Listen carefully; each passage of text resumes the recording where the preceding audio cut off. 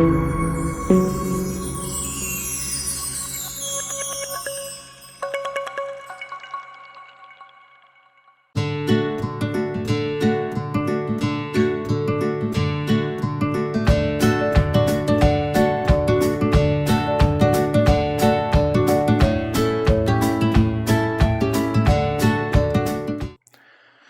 Dear students, हम लोगों ने विश्व इतिहास के इस टॉपिक को, विश्व इतिहास के इस खंड को आरंभ किया है।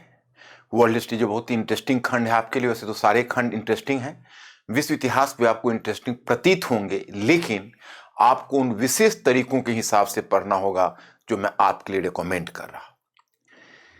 कल की क्लास में मैंने पाठ्यक्रम का विश्लेषण किया, आपको बताया कि पाठ्यक्रम में कितने टॉपिक्स हैं, लेकिन उन टॉपिक्स को हमने अपने ढंग से रिऑर्गेनाइज किया। कुछ टॉपिक्स उसमें हमने जानबूझकर जोड़ा ताकि बाकी टॉपिक्स आपके ज़्यादा स्पष्ट हों।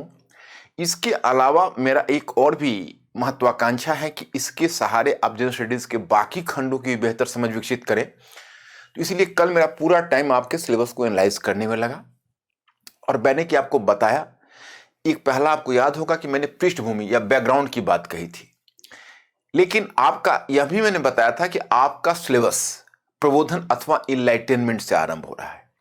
मुझे लगता है कि कल का क्लास आपकी समझ में आ गया होगा, क्योंकि उसमें कुछ और नहीं करना था, उसमें केवल सिलेबस की चर्चा होनी थी और उसके अलावा हमें यह भी आपको बताना था कि हम किन किन बातों का ध्यान रखें वर्ल्ड हिस्ट्री पढ़ते हुए। क्योंकि आपको मैंने जैसा कि कल के क्लास में बताया कि वेल बिगन हाफ डन, अगर हम एक अच्छे ढंग से शुरुआत कर देते हैं तो मंजिल पर पहुंचने का एक बड़ा ही महत्वपूर्ण कदम सिद्ध होता है। तो सबसे बड़ी बात यह होती है कि जब लोग विषय को आरंभ करते हैं पढ़ना, तो पहले विषय के मर्म को नहीं समझते हैं और विषय को पढ़ना आरंभ कर देते हैं, तो उसका आउटकम वैसा नहीं आ पाता जैसा उन्होंने सोचा है। तो मैंने उन स्थितियों से आपको बचाने के लिए कल वर्ल्ड हिस्ट्री के पढ़ने का तरीका बताया। मैंने यह भी बताया कि आपके एनसीईआरटी की पुस्तकों, जिसको कि आप बड़ी ही बेसिक और फाउंडेशनल पुस्तक मानते हैं और हर जगह इसकी पढ़ाई कराई जाती है, परंतु उन बिंदुओं पर गौर नहीं किया जाता जो क्या इंस्ट्रक्शन एनसीईआरटी के फॉर्मुलेटर्स ने दी है स्टूडेंट्स के लिए भी और टीचर्स के लिए भी, कि कौन किन किन बातों का ध्यान रखा जाना चाहिए। तो कल मैंने वही आपको स्पष्ट किया था। अब मैं स्टूडेंट्स, जैसा कि मैंने आपको बताया है कि हमारा सिलेबस तो आरंभ होता है, हमारा सिलेबस आरंभ होता है प्रबोधन से, जैसा कि आप जानते हो प्रबोधन। और प्रबोधन में टॉपिक है कि प्रबोधन का यूरोप, मतलब इनलाइटनमेंट, प्रबोधन का यूरोप में प्रसार और प्रबोधन का यूरोप से बाहर भी प्रसार आपके सिलेबस में शामिल है। तो यही प्रबोधन आपका पहला टॉपिक है। ये कब की घटना है? 18वीं सदी की घटना है। यह एक क्या है? तो एक बौद्धिक क्रांति, एक बौद्धिक विकास है। अब जैसा कि मैंने कल आपको एक फॉर्मूला बताया था, याद होगा, वो फॉर्मूला यह है कि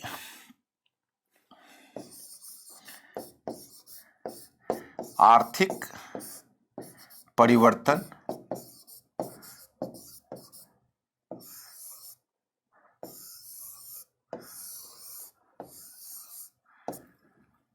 बदलता हुआ वर्गीय समीकरण, बदलता हुआ वर्गीय समीकरण,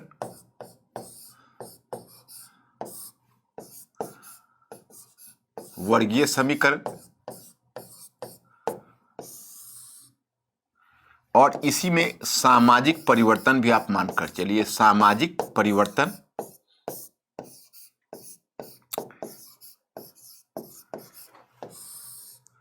वैचारिक परिवर्तन, वैचारिक परिवर्तन, वैचारिक परिवर्तन, राजनीतिक परिवर्तन, यानी राजनीतिक और सांस्कृतिक। मैं आपको यह बताना चाहता कि ये सारे परिवर्तन एक दूसरे के कारण और परिणाम है। मैं नहीं समझता कोई स्टूडेंट सीधा 18वीं सदी पर आकर प्रबोधन को पढ़ना शुरू करें प्रबोधन क्या है, तो प्रबोधन का शाब्दिक अर्थ आपको पता चलता है कि प्रबोधन की परिभाषा है, प्रबोधन से तात्पर्य है एक लंबे काल के अंधकार के पश्चात प्रकाश का काल। अंधकार किस बात का था? तो अंधकार था अज्ञानता का, असहिष्णुता का, अज्ञानता, असहिष्णुता एवं अतीत के प्रति दास्ता बोध का, अंधविश्वास का भी। तो इन अंधकार से यूरोप को प्रकाश में ले जाने का काम प्रबोधन ने किया। यह इसका शाब्दिक अर्थ लगाया जाता है।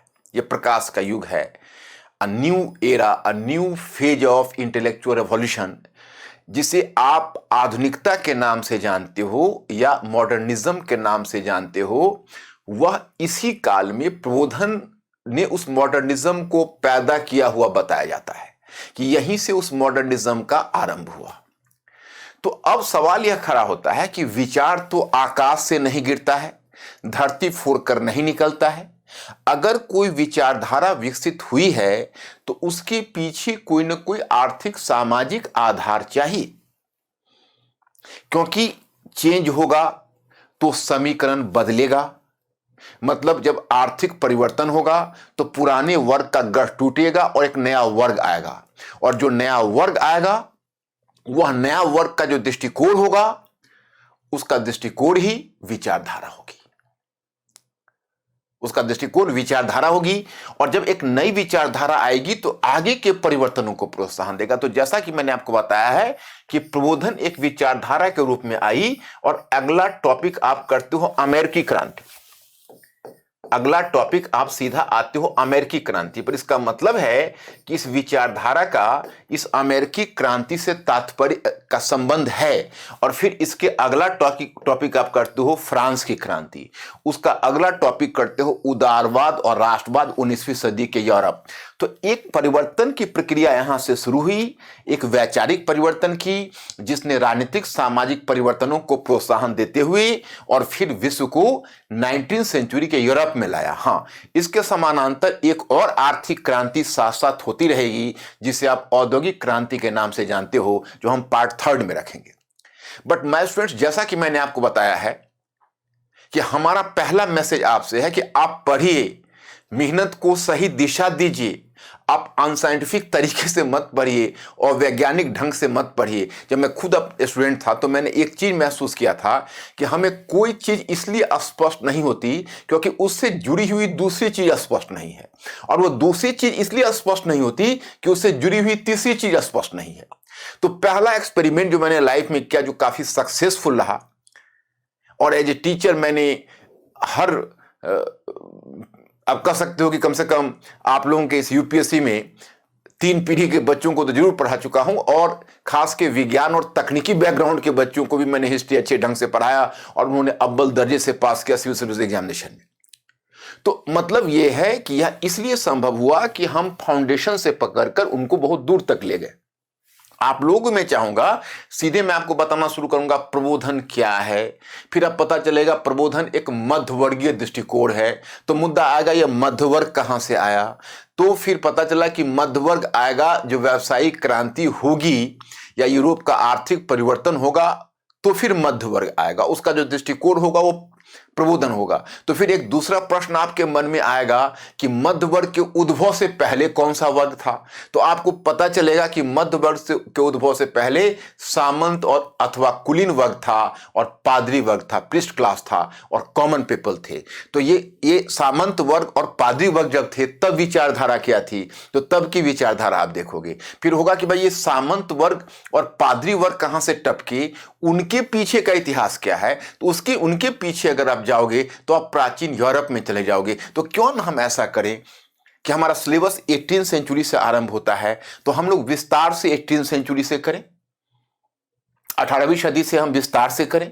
ओके, और 18वीं सदी से हम क्वेश्चन को भी कवर करना शुरू करेंगे, क्योंकि आपके यूपीएससी के और स्टेट सर्विसेज के क्वेश्चन बैंक में, क्योंकि आपका स्टेट सर्विसेज में जो यूपी पीसीएस और बीपीएससी है वो तो पूरी तरह से अब यूपीएससी के सिलेबस पर कर दिया गया है। और बाकी जगहों पर जहां वर्ल्ड हिस्ट्री का पार्ट है, जैसे राजस्थान है या बाकी के जनरल स्टडीज के पार्ट में ही है, तो उसमें वर्ल्ड हिस्ट्री के भी अच्छे अच्छे टॉपिक को टच किया है। तो आपके जनरल स्टडीज के लिए भी इंपॉर्टेंट पहलू होता है ये। तो अब इसमें हमें यह करना है कि हम पहले आपको थोड़ा बैकग्राउंड नॉलेज दे दें। लेकिन ध्यान कर लो, यूपीएससी का स्लोगन क्या है, यूपीएससी का डिमांड क्या है? Something of everything and everything of something. मतलब कुछ चीजों को बहुत विस्तार से जानना और बहुत चीजों को थोड़ा थोड़ा जानना, क्योंकि आप सभी चीजों को विस्तार से नहीं जान सकते। और हमारी एनर्जी, वास्तविक एनर्जी प्रबोधन से लगनी है, जहां से हमारा सिलेबस शुरू होता है। लेकिन हम आपको संक्षिप्त सी जानकारी, जिसमें हमारे सामने कोई क्वेश्चन नहीं होगा, कोई अन्य चीजें नहीं होंगी, बस केवल एक कहानी में पीछे से लेकर चलूंगा।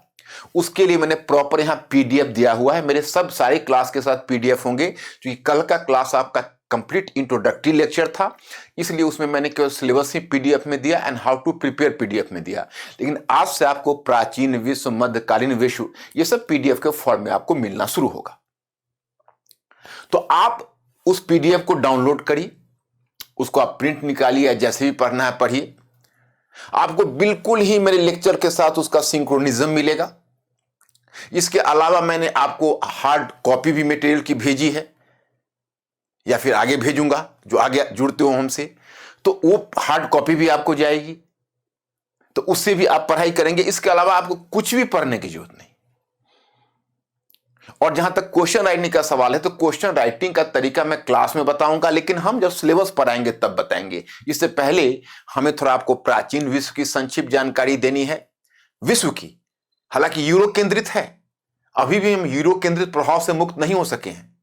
जब विश्व इतिहास हम पढ़ने निकलते हैं, तो लगभग 70% हिस्ट्री आज भी आप यूरोप का इतिहास ही पढ़ते रह जाते हो। और इसकी वजह क्या है कि यूरोप का इतिहास इतना डोमिनेंट रहा कि विश्व के शेष क्षेत्रों में जो परिवर्तन हो रहा है, उनका यूरोप में होने वाले परिवर्तनों से संबंध कायम हो जाता है, विशेषकर आधुनिक युग से, और वहीं से हमारा सिलेबस आरंभ होता है। तो लगभग 70% पाठ्यक्रम आज भी आपका यूरोप का इतिहास है। लेकिन हां, चूंकि हमें विश्व इतिहास के टॉपिक को करना है और विश्व इतिहास हमारे पाठ्यक्रम में है, तो हम संपूर्ण विश्व इतिहास को देखें। तो हम यहां आपको पहले प्राचीन विश्व से परिचय कराते हैं। देखिए, हम वहीं से आरंभ करते हैं जब से मानव ने इस पृथ्वी पर चलना शुरू किया, चाहे वह यूरोप हो या अमेरिकी महाद्वीप है। अमेरिकी महाद्वीप अभी प्रकाश में नहीं आया है।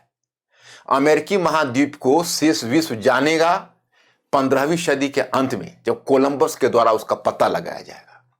अभी हम लोग अमेरिकी महाद्वीप को जानने की महत्वाकांक्षा नहीं रखे, लेकिन फिर भी हम जाने या न जाने, वहां भी तो एक समाज था, वहां भी तो लोग थे, वहां भी तो समुदाय था जो यूरोपीय लोगों के वहां पदार्पण होने से पहले से जी रहे थे। तो मैं इस क्रम में आपको बताना चाहता कि पूरी दुनिया में पूरा पाषाण काल का फेज भी आया है, मध्य पाषाण काल का फेज भी आया है, और नवपाषाण काल, ताम्रपाषाण काल। एक समय आया कि लौह युग भी कहीं आगे कहीं पीछे, कहीं अधिक विकसित, कहीं कम, कहीं धातु का प्रयोग अधिक, कहीं धातु का प्रयोग कम।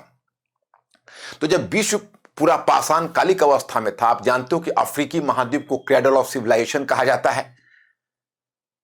मतलब आप कह सकते हो कि मानव सभ्यता का पालना, क्योंकि मानव का अवशेष वहीं से मिलना शुरू हुआ।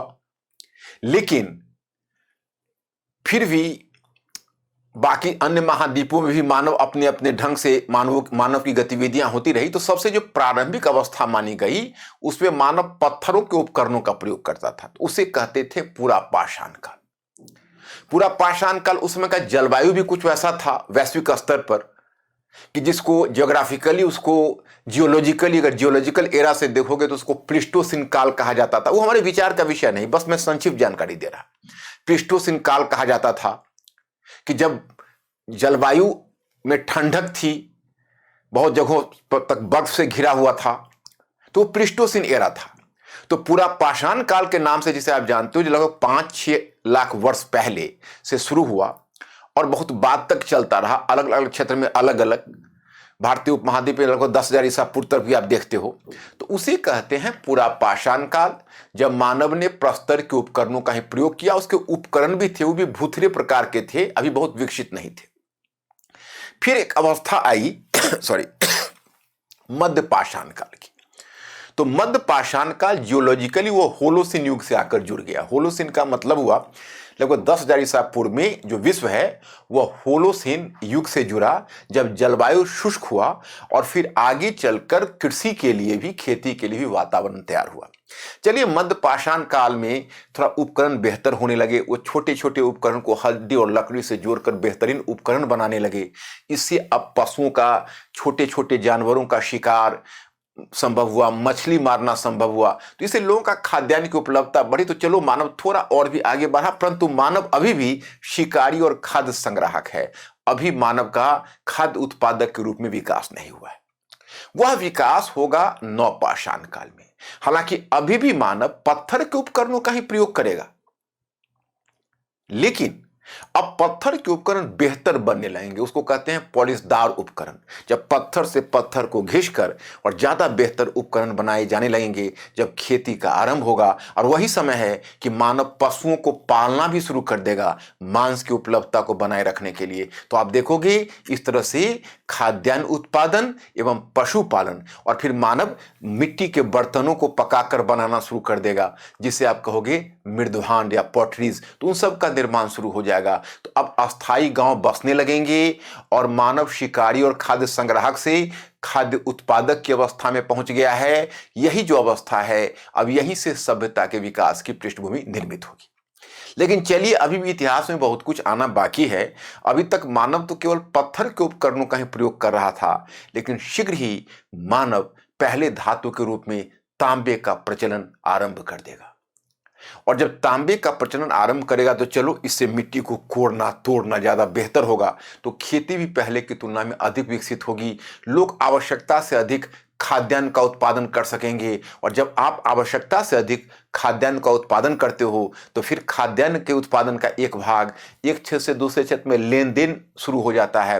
तो वह व्यापार का रूप ले लेता है। फिर जब खाद्यान्न अधिक उपलब्ध होते हैं, तो कुछ लोग ऐसे भी होते हैं जो कृषि उत्पादन से प्रत्यक्ष रूप से नहीं जुड़े होते हैं, परंतु उनके खाद्यान्न की जरूरत पूरी होती है। और वैसे लोग अपने आप को शिल्पों के उत्पादन में, यानी उद्योगों में लगाते हैं।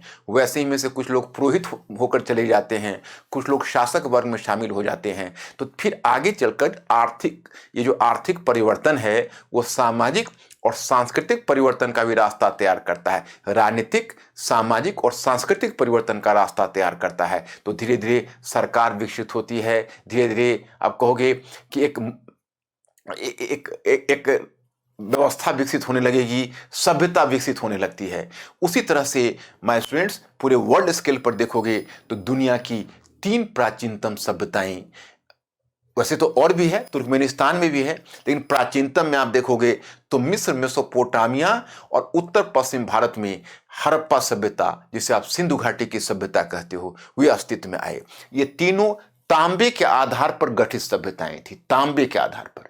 अभी लोहे का प्रचलन देखो, लोहे का प्रचलन आगे शुरू होगा। अभी धातु के रूप में पहला धातु है तांबा। लेकिन हां, गौर करने वाली बात है कि ताम्रपाषाण काल है, लेकिन इस काल में तांबे के उपकरणों के प्रयोग करने वालों ने एक नई तकनीकी विकसित कर ली थी। आपने कांसा का नाम सुना होगा। लोग तांबे से कांसे बनाने लगे थे। वह कैसे संभव हुआ? तो तांबे के साथ टीन मिलाकर उन्होंने कांसे का विकास किया। और यकीनन तांबे की तुलना में कांसा ज्यादा कारगर और मजबूत धातु था। तो उसे जो निर्मित उपकरण थे, उसे खेती या बाकी क्षेत्रों में उन उपकरणों की सहायता से उत्पादन करना अपेक्षा के ज्यादा आसान हुआ। तो इसका मतलब है, जब तांबे से कांसे के चरण पर आप पहुंचे या जब दुनिया पहुंची, तो इसका मतलब है वह समुदाय जिन्होंने कांसे का प्रयोग करना शुरू किया, उन्होंने अपनी जरूरत से ज्यादा उत्पादन किया और वो उत्पादन का एक अंश व्यापार में और बाकी क्षेत्रों में लगा। परिणाम हुआ, वहां पर नगरीकरण आ गया। अब ग्रामीण संरचना से नगरीय संरचना का विकास हुआ। आपको जानकर यह सुखद आश्चर्य होगा कि विश्व की प्राचीनतम सभ्यताओं में मिस्र की सभ्यता, मेसोपोटामिया की सभ्यता और सिंधु घाटी की सभ्यता, ये तीनों सभ्यताएं नगरीय सभ्यता थी। और इतना ही नहीं, तुर्कमेनिस्तान में उस समय एक सभ्यता पनपी, वो भी ताम्रपाषाण कालीन अवस्था में थी। वह भी एक तरह, उसके बारे में भी आप कहेंगे तो वह भी एक नगरीय सभ्यता थी। चीन की सभ्यता उसे थोड़ी बाद की है। और जिसे यूनान की सभ्यता कहते हो तो बहुत बाद की है। हाँ, 1500 ईसा पूर्व में, माने यूरोप से पहले अमेरिका में एक सभ्यता आ चुकी थी। अब देखो, यूरोपीय लोग कहते हैं कि अफ्रीकी लोगों का इतिहास नहीं है। जो अफ्रीकी लोग हैं, वो अफ्रीकी लोगों का वास्तविक इतिहास तब शुरू होता है जब यूरोपीय लोगों ने अफ्रीका पर धावा बोला था, और वहां पर जब गए और उन्होंने अफ्रीकी समाज में हस्तक्षेप किया, वहां की अर्थव्यवस्था में हस्तक्षेप किया, और फिर धीरे धीरे अफ्रीकी लोगों को सभ्यता की दिशा में यूरोपीय लोग ही ले गए। इस तरह का दावा पहले यूरोप केंद्रित इतिहासकार करते थे। लेकिन अब आप ही बताओ, मैं आप ही के कोर्ट में इस मुकदमे को डालता हूं, मिस्र कहां अवस्थित है? मिस्र तो अफ्रीका में ही अवस्थित है, उत्तरी पूर्वी अफ्रीका। तो इसका मतलब है लगभग 3000 ईसा पूर्व में जब मिस्र में एक विकसित सभ्यता आ चुकी थी। आपने फराव शासकों का नाम सुना होगा, जिन्होंने बड़ी बड़ी पिरामिड बनाए थे, जो दुनिया के आज भी आश्चर्यजनक चीजों में है। उस समय यूरोपीय लोग क्या थे? उस समय यूरोपीय लोग बर्बरता की अवस्था में थे। अभी तक यूरोपीय लोग सभ्यता की अवस्था में नहीं पहुंचे थे। आपको आश्चर्य होगा कि यूनान की जो क्लासिकल सभ्यता है वो लगभग, वैसे तो नवपाषाण काल की अवस्था में 2100 ईसा पूर्व से शुरू हो गई, लेकिन क्लासिकल अवस्था में यूनान की सभ्यता 500 ईसा पूर्व में पहुंची है। 500 ईसा पूर्व से लेकर लगभग 335 या 332 ईसा पूर्व तक। और इस अवस्था में आप समझ सकते हो 500 ईसा पूर्व तक, जबकि माया सभ्यता जिसका नाम आपने सुना होगा वो लैटिन अमेरिका में पनपा था। तो जो माया सभ्यता है, वो माया सभ्यता 1500 ईसा पूर्व में अस्तित्व में आ चुका था। माया सभ्यता का अगर आपने नाम सुना होगा, तो इसका मतलब है कि दुनिया के अन्य क्षेत्र यूरोप से पीछे नहीं चल रहे हैं। अभी यूरोप खुद ही सबसे पीछे चल रहा है। लेकिन विश्व इतिहास में एक समय ऐसा आएगा कि आप यह भी देखोगे और मूल्यांकन करोगे कि कौन सी ऐसी परिस्थितियां आई जो बाकी महाद्वीप को छोड़कर यूरोप आगे बढ़ गया। फिलहाल मैं आपको बताऊं कि आपने जो अभी, ये तो खैर पर्शियन एम्पायर है, लेकिन आप जैसे मेसोपोटामिया का क्षेत्र आप मानचित्र पर धीरे धीरे खींचोगे तो सारे क्षेत्र से आप अवगत हो जाओगे। जैसे आप यहां पर देखिए, जैसे ये अरबियन डेजर्ट है, ये जो रीजन देख रहे हो पर्सिया है, ईरान, और इसी के बगल में इराक है। ये रीजन है, ये रीजन आपका आता है कहीं ना कहीं पर्शियन गल्फ और इराक का जो रीजन, ये मेसोपोटामिया की सभ्यता का रीजन है, और ये मिस्र की सभ्यता का रीजन है।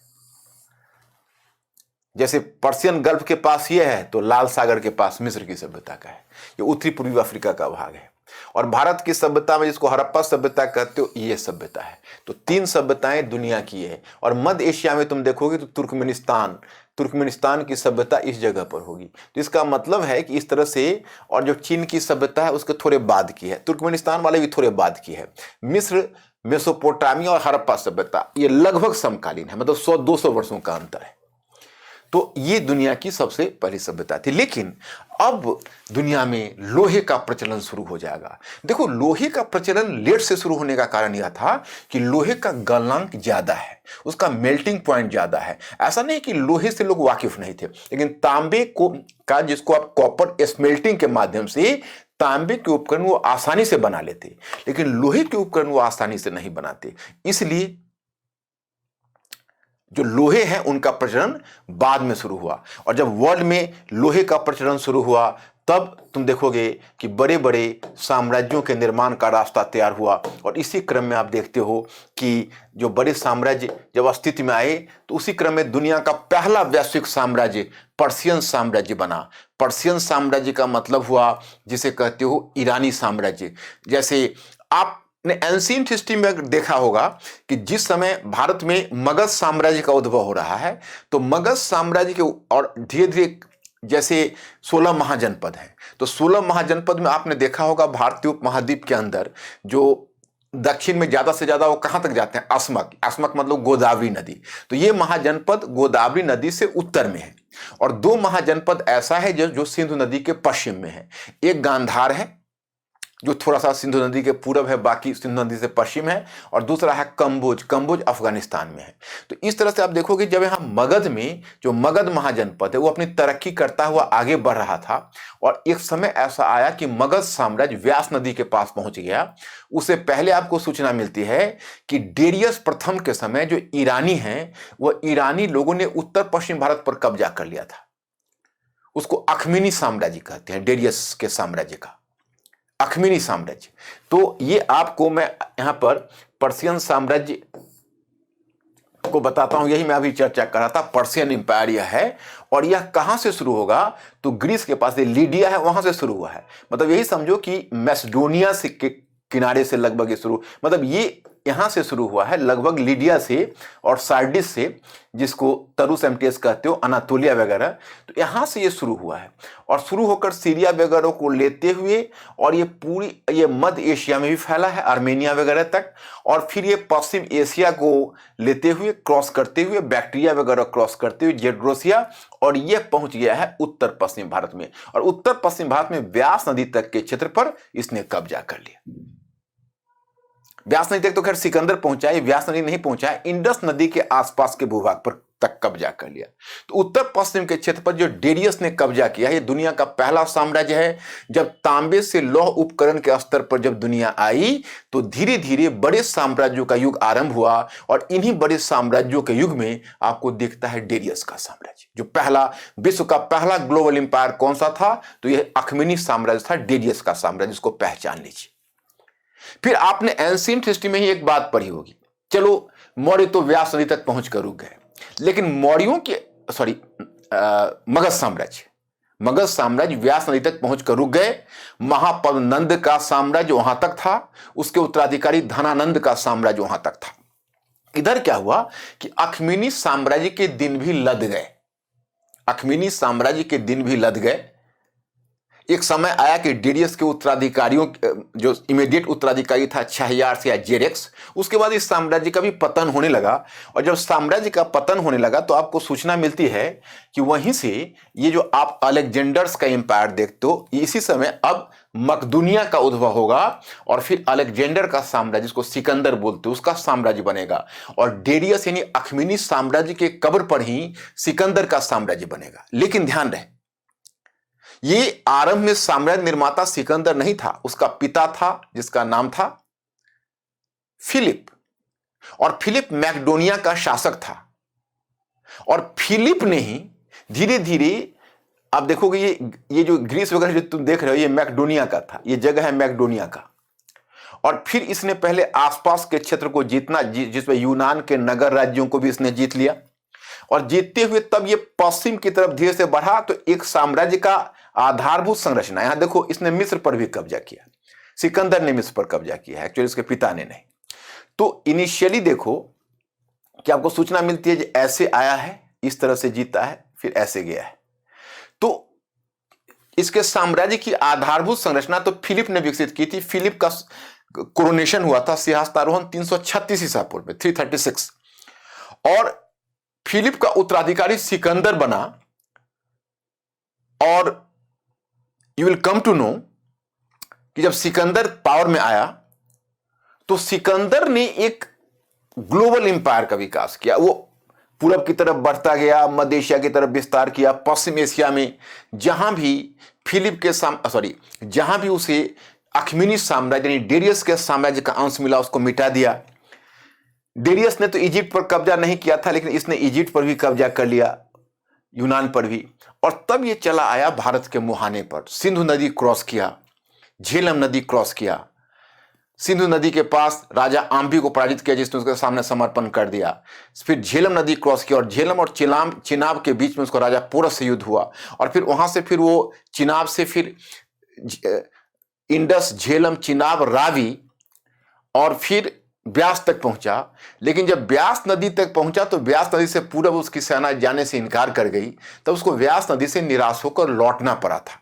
तो व्यास नदी से निराश होकर लौटा, तो वहां से जब वह वापस लौटा, तो वापस लौटते हुए भूमि मार्ग से खुद गया, और अपने एक सेनापति था नियरकस, उसको सामुद्रिक मार्ग से उसने भेजा। तो उसी में कुछ नई नई सामुद्रिक क्षेत्र की भी खोज हुई थी। और खुद वह लौटते हुए वहां से मेसोपोटामिया में एक जगह है बेबीलोन, तो बेबीलोन जो जगह है, उसी का नाम बेबीलोनिया की सभ्यता भी बोलते हैं। तो बेबीलोन के पास उसका डेथ हुआ था। तो उसके डेथ के बाद उसका साम्राज्य कई टुकड़ों में बंट गया, और फिर जो अव्यवस्था हुई, उसी का फायदा तब तक धनानंद की तख्ता को पलटकर चंद्रगुप्त मौर्य सत्ता में आ चुका था। और चंद्रगुप्त मौर्य ने उत्तर पश्चिम में अपने विस्तार की नीति अपना ली थी। तो धीरे धीरे उत्तर पश्चिम का वह क्षेत्र जो साम्राज्य पहले सिकंदर ने बनाया था सिंधु नदी तक, वहां तक तो देखते देखते मौर्य पहुंच ही गए और फिर मौर्यों ने सेल्यूकस उसके एक सेनापति को पराजित करके, ये एंशिएंट की बात है, यहाँ की बात नहीं है, सिर्फ मैं इसकी चर्चा कर रहा हूं जो आपके दिमाग में फ्रेश हो जाए। क्योंकि चंद्रगुप्त मौर्य तो पहले पराजित कर ही चुका था उसे, उसका जो गवर्नर फिलिप है उसे तो पराजित कर ही चुका था, और फिर चंद्रगुप्त मौर्य ने आगे बढ़कर फिर एक बहुत महत्वपूर्ण काम किया। उसने पूरी तरह से सेल्यूकस को पराजित करके पश्चिम एशिया और मध्य एशिया के भूभाग तक, हिंदू कुश पर्वतमाला तक मौर्य अपना साम्राज्य ले गए। इसी प्रकार से दुनिया में साम्राज्य बनते और टूटते रहे।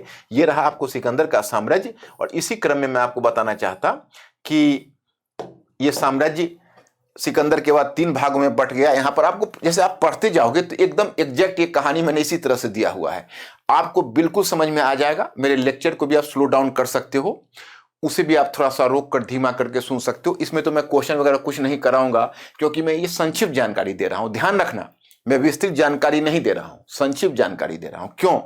क्योंकि हमारा सिलेबस शुरू होगा प्रबोधन से, इनलाइटेनमेंट से, और हमें सीरियसली पढ़ाई करनी है प्रबोधन ऑनवर्ड्स।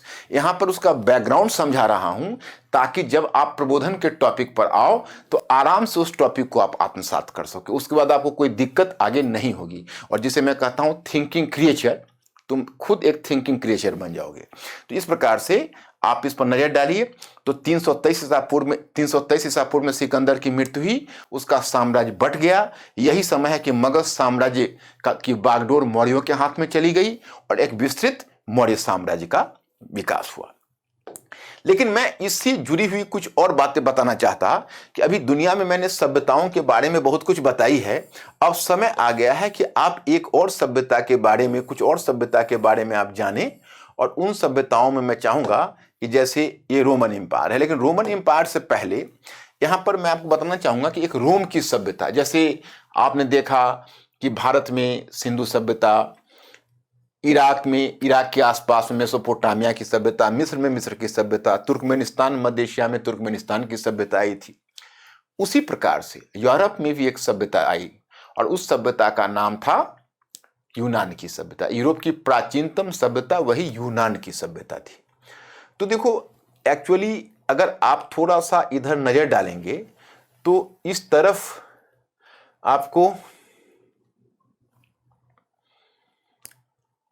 थोड़ा सा नजर डालेंगे तो आप देखेंगे, जैसे ये मैकडोनिया है, एपिरस है, थेरेसिया है, डालमेटिया है, यही रीजन है ईस्टर्न यूरोप के पार्ट का, दक्षिणी पूर्वी यूरोप का, वह ईरान का भाग है। अब इसकी भौगोलिक अवस्थिति आप देखिए, तो भौगोलिक अवस्थिति इसकी ऐसी है कि यह भूमध्य सागर के आसपास से जुड़ा हुआ है और इसके चारों तरफ आप देखेंगे तो ये पश्चिम एशिया से भी लिंक्ड है। अगर एक तरह से देखेंगे आप तो दुनिया के और भी कई सागर से लिंक्ड है, काला सागर से भी लिंक्ड है। उधर आप देखेंगे अगर थोड़ा सा ये भूमध्य सागर से लिंक होकर थोड़ा सा लैंड रूट क्रॉस कर जाए इस क्षेत्र में तो सीधे लाल सागर से जुड़ जाता है और लाल सागर अरब सागर से जुड़ जाता है।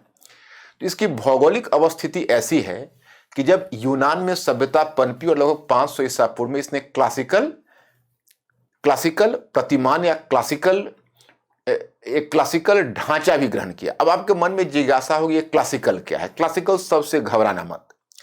क्लासिकल अंग्रेजी शब्द होता है, हिंदी में उसका मतलब होता है, उसके लिए टर्म आता है क्लासिकल के लिए, उसको श्रेणीवादी कहते हैं। हालांकि हिंदी में आपको समझ में नहीं आएगा, आप हिंदी में भी क्लासिकल ही लिखें। क्लासिकल का मतलब होता है जैसे कोई सभ्यता हो, कोई साहित्य हो, कोई कला हो, जब विकास के उस स्तर पर पहुंच जाती है, जब आगे आने वाली पीढ़ी के लिए वो मानदंड बन जाती है, मानक बन जाती है, तो उसको क्लासिकल कहते हैं। तो जाहिर है यूनान की सभ्यता यूरोप में पनपी। अब यूनान की सभ्यता की जो उपलब्धियां हैं उसे भारत की सभ्यता की उपलब्धियां कम नहीं है, लेकिन समस्या यह है कि हम लोग 15वीं सदी के बाद फिर यूरोपीय देशों के या ब्रिटिश शक्ति के गुलाम हो गए, तो फिर उन्होंने हमें वही पढ़ाया जो वो पढ़ाना चाहते थे। और चूंकि यूरोप ने पूरी दुनिया में प्रसार किया, पूरी दुनिया का औपनिवेशीकरण किया, और वो औपनिवेशीकरण केवल भौगोलिक और आर्थिक औपनिवेशीकरण तक ही सीमित नहीं रहा, वो सांस्कृतिक औपनिवेशीकरण तक पहुंच गया। That was the cultural colonization as well. तो naturally you can understand this point कि इसका एक स्वाभाविक परिणाम हुआ कि उन्होंने हमारी संस्कृति के विषय में हमें जो पढ़ाया हमने वही पढ़ा। तो पूरी दुनिया में यूनान को और रोम को जितनी पब्लिसिटी मिली उतनी भारत की सभ्यता या मेसोपोटामिया और मिस्र की सभ्यता को पब्लिसिटी नहीं मिली, क्योंकि वो ओरिएंटल वर्ल्ड में रह गए और यूनान की सभ्यता को काफ़ी पब्लिसिटी मिली। खैर चलिए, ये नगर राज्य के रूप में संगठित हुए, क्योंकि यहाँ निवास करने वाले एक बड़ी संख्या व्यापारियों की थी जो आसपास क्षेत्र में व्यापार करते थे। और आप जानते हो कि जब कृषि से आप व्यापार की तरफ बढ़ोगे तो नगरीय ढांचा का विकास स्वाभाविक रूप से हो जाता है। तो ये जो राज्य थे, छोटे छोटे इस सभ्यता के तहत राज्य थे, उन्हें नगर राज्य कहा जाता था। आपने नाम सुना होगा स्पार्टा, एथेंस, ये सब नाम सुना होगा, बचपन में पढ़ा होगा किसी न किसी क्लास में। एथेंस, कोरिंथ, थीब, तो ये सब कुछ एक नाम थे उस जगह के। एथेंस और स्पार्टा का एक आपने वॉर भी सुना होगा, ट्रोजन वॉर टाइप की कहानी आपने सुनी होगी। तो पहले तो इसको जीतने की कोशिश डेरियस ने किया था। डेरियस, जो उस पर एक 300 करके एक मूवी भी बनी है, आपने देखा होगा कि जो ईरानियों ने, पर्शियन एम्पायर ने इसको जीतने की कोशिश की थी। स्पार्टा ने कैसा फाइट किया था उनसे, तो मतलब नहीं जीत पाए थे। परंतु सिकंदर का जो पिता था फिलिप, उसने इन नगर राज्यों को जीत लिया। इसलिए 335 ईसा पूर्व में इस सभ्यता का पतन माना जाता है। अब इससे थोड़ा उत्तर और पश्चिम की तरफ एक दूसरी सभ्यता पनपी, जिसका नाम था रोमन सभ्यता। यूनान की सभ्यता के उधर समानांतर उधर रोमन सभ्यता का विकास हुआ। लेकिन यूनानी लोगों की तुलना में यूनानी लोगों की दृष्टिकोण बहुत बौद्धिक था, क्योंकि आप समझें कि यूनानी सभ्यता ने ऐसे ऐसे विद्वान पैदा किए, प्लेटो, सुकरात, प्लेटो, अरस्तु, इधर समझ सकते हो कि हिप्पोक्रेटस जैसे जीव विज्ञानी, आप समझ सकते हो हेरोडोटस जैसे इतिहासकार। तो सब महत्वपूर्ण व्यक्तित्वों को, महान व्यक्तित्वों को, एक सीरीज ऑफ स्कॉलर्स को पैदा किया। अब उस गहराई में हम नहीं जाना चाहेंगे। स्कॉलर्स को इसलिए इतना पैदा कर पाए कि यहाँ पर देखो, ये जो यूनानी समाज था वो दास व्यवस्था पर आधारित थी। एक तरफ कुलीन थे जिनको पैट्रिशियन कहा जाता था और बाकी दास थे। तो जो कुलीन लोग होते थे उनके पास 3 ही चीज करने का था: व्यायाम करना, खेल कूद करना, मदिरा पीना और अध्ययन करना, उत्सव मनाना। यही उनका काम होता था, व्यायाम करना, मदिरा पान कर उत्सव मनाना और अध्ययन करना। तो इसलिए उन्होंने काफी समय अपना इसमें दिया। जिसको कहते हो, हमारी सभ्यता जिस समय मुक्ति और मोक्ष की बात कर रही थी, तो यूनानी लोग उस समय जीवन का आनंद ले रहे थे। धर्म उनके पास भी था, लेकिन उस धर्म में मोक्ष जैसी कोई चीज नहीं थी। तो इसीलिए मैक्स मुलर ने कहा था कि जहां अधिसंख्य यूनानियों के लिए जीवन उमंग और वास्तविकता है, वहीं भारतीयों के लिए माया। तो खैर, हम मैक्स मुलर के इस विचार से सहमत नहीं हैं। आप घबराना मत, हमने केवल मैक्स मुलर का विचार बताया कि मैक्स मुलर ने इस संदर्भ में क्या कहा। खैर, यूनान की सभ्यता तो साम्राज्य के स्तर पर नहीं पहुंच सके, लेकिन रोमन लोगों का दृष्टिकोण उतने बौद्धिक तो नहीं थे, परंतु ज्यादा व्यावहारिक थे। तो रोमन लोगों ने एक साम्राज्य बनाया। आपने इतिहास में रोमन साम्राज्य का नाम सुना होगा। अब यहीं से आप प्राचीन यूरोप पर आ जाइए और प्राचीन यूरोप की विशेषताएं मैं आपको बता देता हूं। फिर मैं आपको दुनिया के कुछ धार्मिक पंथों से परिचय कराऊंगा, उसी समय अर्थव्यवस्था से भी परिचय कराऊंगा, दुनिया में पहला वैश्वीकरण की स्थिति कैसे कायम हुई वह भी दिखाऊंगा, फिर प्राचीन यूरोप का मध्यकालीन यूरोप में रूपांतरण कैसे हुआ वह भी मैं आपको बताऊंगा।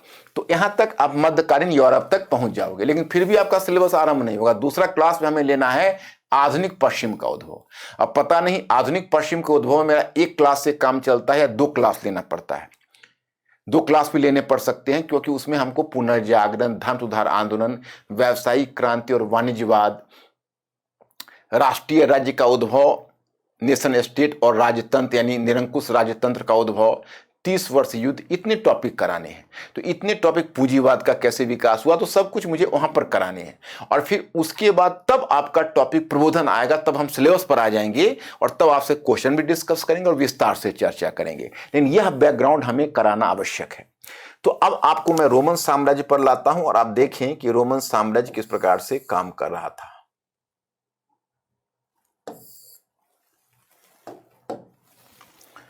तो यहां पर मैंने आपको बताया कि बौद्धिक थी और यहीं पर एक रोमन साम्राज्य, और रोमन साम्राज्य से भी मैं आपको परिचय कराता हूं। ये हुआ आपका रोमन एम्पायर, जो कहां से कहां फैल गया, एक साम्राज्य बना, और ये साम्राज्य फैल के कहां तक पहुंच गया पता है? ये पश्चिम एशिया तक पहुंच गया, अरबिया के किनारे तक पहुंच गया। इतना बड़ा एम्पायर था ये। शुरू कहां से हुआ है? तो एकदम बिल्कुल ही एक्सट्रीम ईस्टर्न यूरोप, इवन देखो नॉर्थ वेस्टर्न यूरोप भी है, सेंट्रल यूरोप भी है। केवल ये जर्मन का रीजन देख रहे हो ना, ये उससे अलग है। लेकिन उधर ब्रिटेनिया यानी ब्रिटेन पर भी उसका कब्जा हुआ।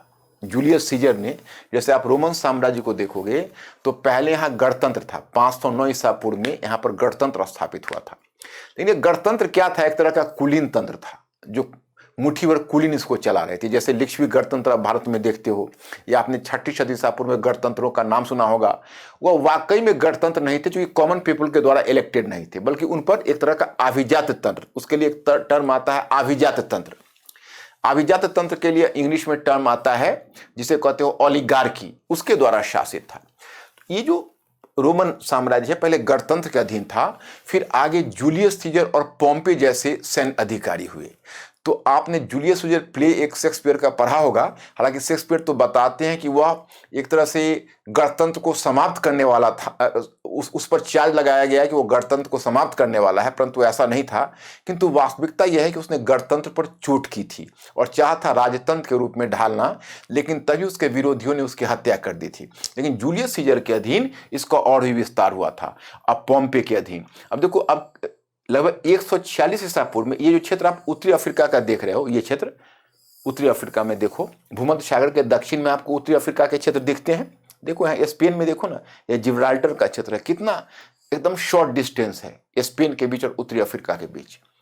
और यही से भूमध्य सागर से आप अटलांटिक महासागर में प्रवेश भी करते हो, जिब्राल्टर। और जिब्राल्टर से पश्चिम है, वहां अटलांटिक में आप चले जाओगे। तो यहीं पर सूचना मिलती है कि यहां पर जो साम्राज्य हुआ करता था, उस साम्राज्य का नाम था कार्थेज का साम्राज्य, दैट इज कॉल्ड कार्थेज। इसको कार्थेज के साम्राज्य के नाम से जानते हैं। कार्थेज का मतलब हुआ कि यहां उत्तरी अफ्रीका में यह साम्राज्य था जिसको आप कार्थेज का साम्राज्य कहते हो। तो इन रोमन साम्राज्य और कार्थेज के साम्राज्य के बीच निरंतर युद्ध चलता रहता था। तो अंत में रोमन साम्राज्य ने कार्थेज को जीत लिया और रोमन साम्राज्य का बहुत ज्यादा विस्तार हो गया। जूलियस सीजर और पोम्पे ने भी काफी विस्तार किया था। तो अब धीरे धीरे क्या हुआ कि गणतंत्र के प्रति कुछ लोगों का रुझान कम होने लगा और लगभग 3वीं सदी के बाद वहां पर आ गया राजतंत्र। जैसे आपने एक शासक का नाम सुना होगा, ऑगस्टस और टाइबेरियस। तो टाइबेरियस ने वहां पर मोनार्की भी स्टेब्लिश की।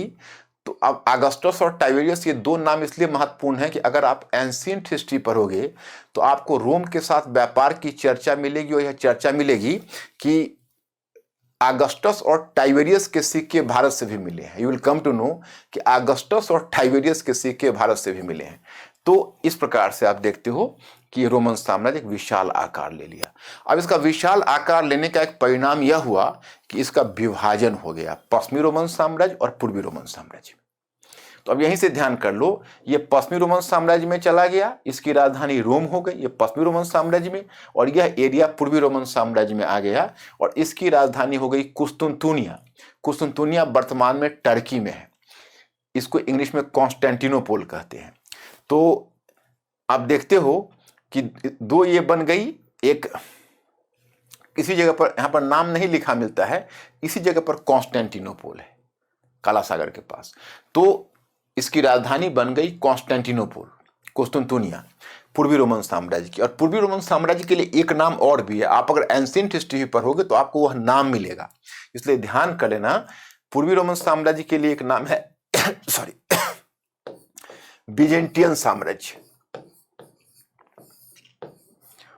इसके लिए एक और नाम आता है बिजेंटियन साम्राज्य, जो कि इस रीजन को बिजेंटियाई रीजन भी बोलते हैं। तो ये दो साम्राज्य बन गए। अब आपको सूचना मिलती है, ये जो पश्चिमी रोमन साम्राज्य है उसके उत्तर में देखो, ये जर्मनिया क्षेत्र देख रहे हो। तो उस समय ये लोग, जर्मन क्षेत्र के जो लोग थे, वे सभ्य नहीं थे, वो अर्ध बर्बर थे, बार्बरस पीपल, अभी सभ्यता की अवस्था में नहीं पहुंचे थे। वे लोग आक्रमणकारी थे, लड़ाकू थे, बर्बर थे। तो क्या होता था, ये ट्राइबल लोग थे, जनजातीय लोग थे। जनजातीय उसे बोलते हैं जो सभ्यता की अवस्था में नहीं पहुंचा होता है। जो सभ्यता से पहले की अवस्था होती है उसको जनजातीय बोलते हैं।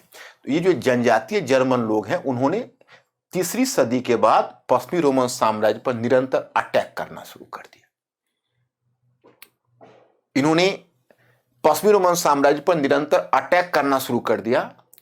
इस अटैक का एक स्वाभाविक परिणाम हुआ कि कुछ समय तक तो ये इंपायर फाइट करता रहा, लेकिन 476 ईस्वी में, मतलब 5th सेंचुरी के लास्ट में चलकर पश्चिमी रोमन साम्राज्य पराजित हुआ और उन पर जर्मन आक्रमणकारियों ने वेस्टर्न रोमन इंपायर पर कब्जा कर लिया और पश्चिमी रोमन साम्राज्य का विघटन हो गया।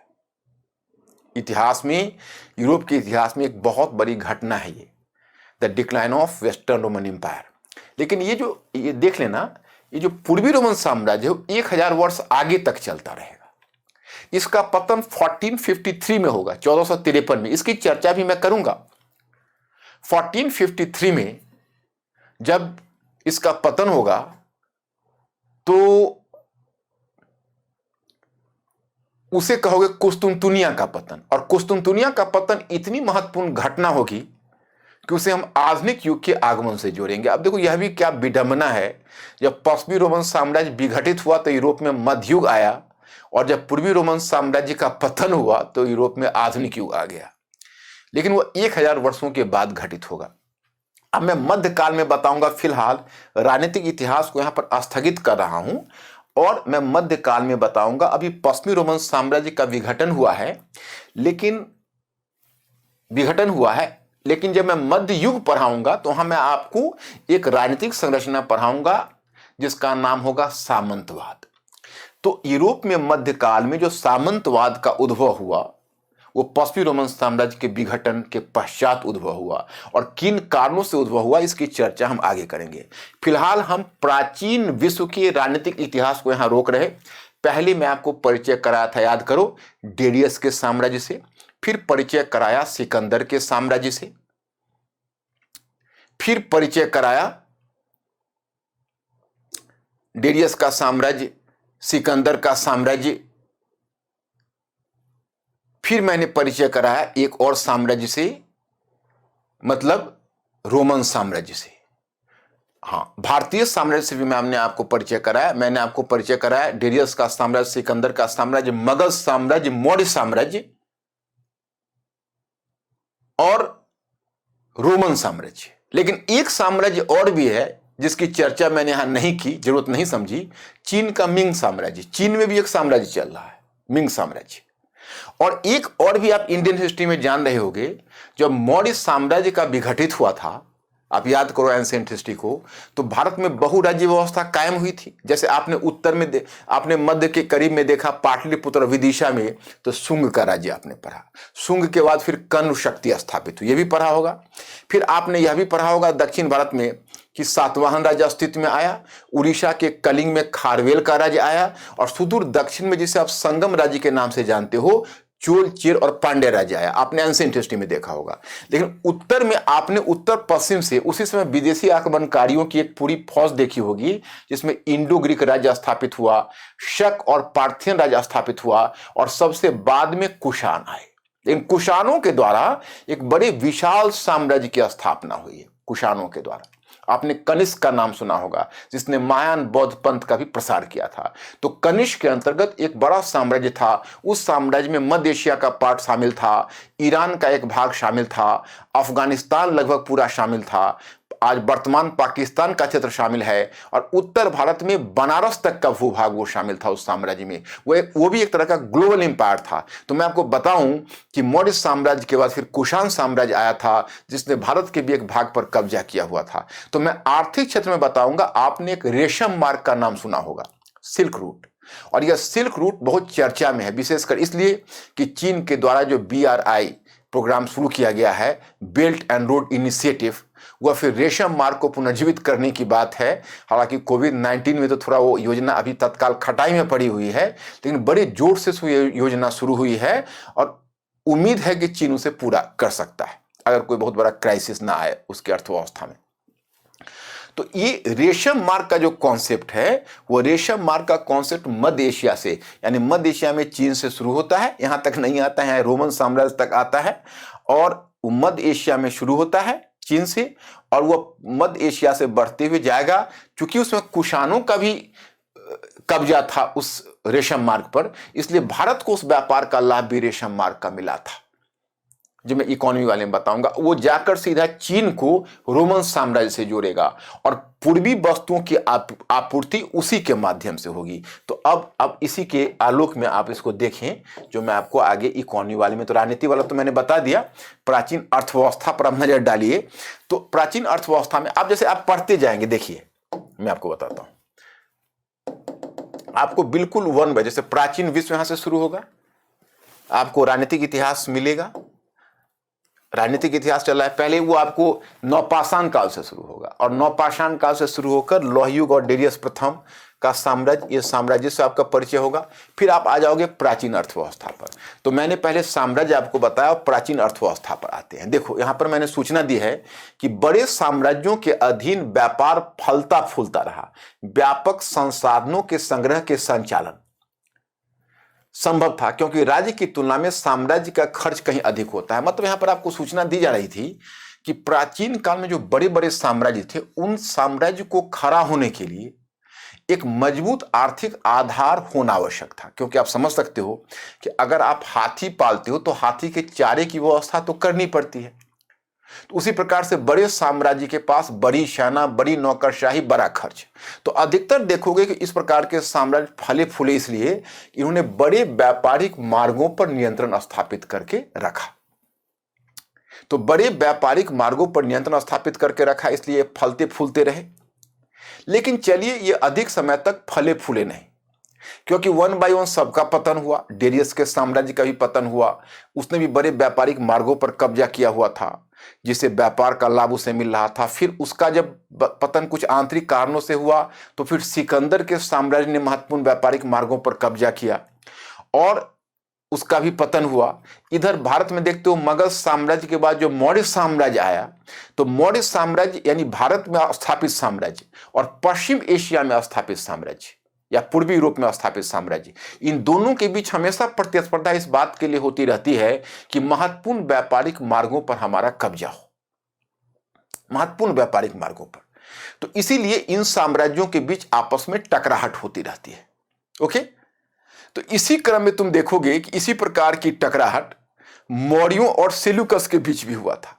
लेकिन मौर्यों की सफलता यह रही कि मध्य एशिया और पश्चिम एशिया के व्यापारिक मार्ग पर मौर्यों का कब्जा हो गया था, इसलिए भारत को इसका बहुत ज्यादा लाभ प्राप्त हुआ था। आगे कुषाणों ने भी उन मध्य एशिया और पश्चिम एशिया के व्यापारिक मार्ग पर कब्जा बनाए हुए था, तो उसका भी लाभ भारत को मिला था। काबुल और कांधार मौर्यों के अधीन भी था, कुषाणों के अधीन भी थे, और आगे जब मुगल शासक आएंगे तो वे भी मध्य एशिया और पश्चिम एशिया के साम्राज्य पर नियंत्रण बनाकर रखेंगे, उनसे उनकी स्थिति भी मजबूत होगी। तो मतलब यह है कि यह साम्राज्य महत्वपूर्ण व्यापारिक मार्गों पर फलते फूलते, और जिसे आप रेशम मार्ग कहते हो, वो रेशम मार्ग क्यों चल सका था? उस रेशम मार्ग को चलाया था दुनिया के 4 साम्राज्यों ने। चीन का मिंग साम्राज्य उधर सुरक्षा दे रहा था, भारत में कुषाण साम्राज्य उसे सुरक्षा दे रहा था, उसके पूर्व आप देखोगे तो रोमन साम्राज्य, 3 साम्राज्य सुरक्षा दे रहे थे, रोमन साम्राज्य। और वह ऐसे तुम देखोगे रेशम मार्ग। अभी तो इंडिया का मैप मेरे पास नहीं है, अगर आप लोग अपने दिमाग में विजुअलाइज करो तो एक तस्वीर दिखाऊं। जैसे आप भारत से थोड़ा और उत्तर चले जाओ, क्योंकि उस समय जिसको आज वर्तमान भारत कश्मीर कहते हो, वहां तो रेशम मार्ग नहीं था, उससे बहुत ऊपर था रेशम मार्ग मध्य एशिया में। तो भारत को उसका लाभ इसलिए मिल रहा था क्योंकि उस मध्य एशिया के भूभाग पर कनिष्क ने कब्जा, कुषाणों ने कब्जा किया हुआ था, इसलिए भारत को भी उसका शेयर मिल जाता था। अब उसमें दिक्कत क्या होती थी, जैसे मान लो कि ऐसे ये मार्ग जा रहा है, ऐसे जा रहा है, तो अब रोमन साम्राज्य तक जाता, इसके बीच में एक साम्राज्य आता था, उसका नाम था पार्थियाई साम्राज्य। पार्थियाई साम्राज्य मतलब ईरानी साम्राज्य। और जो पार्थिया का साम्राज्य था वह रोमन साम्राज्य का प्रतिद्वंदी हुआ करता था। तो जिसी समय यह मार्ग जाता तो पार्थियाई साम्राज्य उस मार्ग को यहां पर बंद कर देता और डिस्टर्ब करता। तो डिस्टर्ब करता तो अब चीन की वस्तुएं रोम पहुंचे कैसे? ये समस्या आती रेशम मार्ग में। तो क्या करते, चीन से ये वस्तुओं को भारत की तरफ डाइवर्ट लैंड रूट से कर देते और वो भूमि मार्ग पकड़ते हुए चला आता ताम्रलिप्ति। और आप प्राचीन भारत का इतिहास पढ़ा होगा और नहीं तो पढ़ोगे तो उत्तर भारत में एक मार्ग की चर्चा आपको मिलेगी, उसको कहते थे उत्तरापथ। वो उत्तरापथ पूरब में ताम्रलिप्ति से शुरू होगा, फिर अगर पश्चिम की तरफ बढ़ते जाओ तो पाटलिपुत्र को टच करेगा, श्रावस्ती को टच करेगा और वह उज्जैन पहुंचेगा। वहां से चाहे श्रावस्ती से सीधा मथुरा पहुंच जाएगा, नहीं मथुरा नहीं जाना है उसको, वो श्रावस्ती से उज्जैन पहुंच जाएगा, उज्जैन से वो भरौच बंदरगाह पर चलाएगा और भरौच बंदरगाह जो गुजरात के तट पर है वहां से सीधा अरब सागर पकड़कर और लाल सागर होकर निकल लेगा या फारस की खाड़ी होकर निकल लेगा। लेकिन फारस की खाड़ी में चूंकि पाथियाई सागर डिस्टर्ब करेगा तो प्रोबेबली वो लाल सागर होकर निकल जाएगा। इस प्रकार से तुम देखते हो कि अगर चीन ने उस समय अपना रेशम मार्ग से अपनी वस्तुओं का निर्यात जारी रखा तो भारत की सहायता से उसका जो रेशम व्यापार फलता फूलता था वो भारत की सहायता से फलता फूलता था। इसलिए आज अगर चीन ने, मैंने इसके ब्रैकेट में डाल दिया, आपको मिल जाएगा यहां पर, कि आज अगर चीन बहुत चिंतित है कि BRI जो उसका प्रोग्राम है उसमें भारत उसके साथ खड़ा नहीं है बल्कि भारत ने अपना हाथ पीछे खींच लिया है, आज भी चीन की चिंता का कारण है। क्योंकि ना तो प्राचीन काल में वो रेशम मार्ग भारत की सहायता के बिना चला पाया और वर्तमान में भी उसको समस्या हो सकती है। अगर उधर ग्वादर बंदरगाह पर जहां पर तुम देखते हो पूरा वो बेल्ट है, वहां पर फंडामेंटलिज्म, रिलीजियस फंडामेंटलिज्म की समस्या आ सकती है और उस समय अगर चीन का वो रूट वहां पर ऑब्स्ट्रक्ट हुआ और भारत से अगर उसका ये नहीं हुआ और इधर जो उसका ओशनिक रूट है वो वल्नरेबल है, उतना स्ट्रांग नहीं है, तो हम यह कहना चाहते हैं कि उस समय भी उसको भारत की सहायता की जरूरत पड़ी थी, आज भी उसको अपने BRI को चलाने के लिए भारत की सहायता की जरूरत हो सकती है। तो खैर चलो, जब एक एक करके इन साम्राज्यों का विघटन हो गया, दूसरी बात मैं यह भी बताऊं कि दुनिया का पहला भूमंडलीकरण था, दुनिया का पहला ग्लोबलाइजेशन था। क्योंकि तुम देखोगे एक ऐसा भूमंडलीकृत व्यवस्था कायम हुई जो चीन से लेकर भूमध्य सागरीय क्षेत्र तक फैली हुई थी, इतनी तक फैली हुई थी, चीन से भूमध्य सागरीय क्षेत्र। अब प्रतीक्षा करो जब चीन से शुरू होकर यह पहुंच जाएगा अमेरिका तक, अमेरिकी महाद्वीप तक। अभी वह चीन और भूमध्य सागरीय क्षेत्र तक सीमित है। अब मैं प्राचीन काल में प्रमुख धार्मिक पंथ से आपको परिचय कराऊं। तो देखो, अगर प्राचीनता के दृष्टिकोण से अगर हम देखते हैं तो मैंने एक एक से परिचय कराया। यहां पहले मैंने भारतीय धर्म से आपको परिचय कराया, फिर जरथुस्ट्र धर्म जो पश्चिमी एशिया का है, देखो टाइटल, मैंने उससे परिचय कराया। फिर मैंने परिचय कराया चीन में ताओवाद से और कन्फ्यूशियसवाद से, और फिर मैंने कन्फ्यूशियसवाद ताओवाद से परिचय कराया, और फिर मैंने यूनान और रोम के धार्मिक पंथों से परिचय कराया, यूनान में कौन से धार्मिक पंथ थे। फिर मैंने यहूदी पंथ से परिचय कराया और फिर ईसाई पंथ से परिचय कराया। और ईसाई पंथ से परिचय कराने के बाद हम रुक गए क्योंकि इस्लाम का इतिहास मध्यकाल में आरंभ होता है। तो अब जब हम मध्यकाल का टॉपिक यहां आपको बताना शुरू करेंगे तो फिर मैं आपको इस्लाम से परिचय कराऊंगा और बताऊंगा कैसे इस्लाम एक प्रगतिशील धार्मिक पंथ के रूप में स्थापित हुआ और पूरे दुनिया पर इस्लाम ने अपना प्रभाव क्षेत्र बनाना शुरू कर दिया था। आप कहोगे इस्लाम भी एक ग्लोबल सिस्टम कायम किया था। यूरोप के जो ईसाई देशों ने अपना जो ग्लोबल सिस्टम यूरोपीय देशों ने कायम किया, उससे पहले इस्लामी विश्व ने भी एक ग्लोबल पद्धति कायम करने की कोशिश की थी। तो उस पहलू पर भी हम आपसे चर्चा करेंगे, लेकिन फिलहाल मैं आपको इन धर्मों से वाकिफ, धार्मिक पंथों से वाकिफ कराऊं। जब धार्मिक पंथों की बात होती है तो सबसे पहले हम भारत की तरफ देखते हैं। भारत की तरफ इसलिए देखते कि प्राचीनतम हिंदू धर्म को देखो आज भी सनातन धर्म कहा जाता है, लेकिन हिंदू धर्म का आरंभिक जो तत्व है वो आपको वैदिक धर्म से मिलना शुरू होता है। लेकिन हिंदू धर्म वैदिक धर्म नहीं है, वैदिक धर्म प्लस अवैदिक धर्म यानी आर्य एवं गैर आर्य तत्वों के मिश्रण से फिर हिंदू धर्म का विकास हुआ है। हिंदू धर्म को वैदिक धर्म समझने की भूल नहीं की जानी चाहिए, तो इस बात को ध्यान रखने की जरूरत है। अब इन धार्मिक पंथों से पहले मैं आपका परिचय करा दूं। जैसे देखिए, ऐसा करते हैं, विश्व के महत्वपूर्ण धार्मिक पंथ।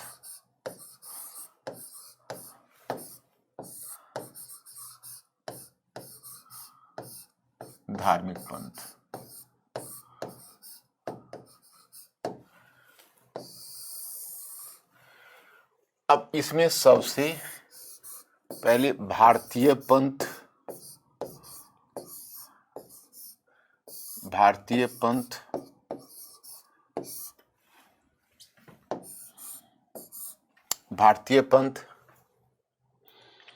दूसरा, पहला भारतीय पंथ, दूसरा चीन में ताओवाद,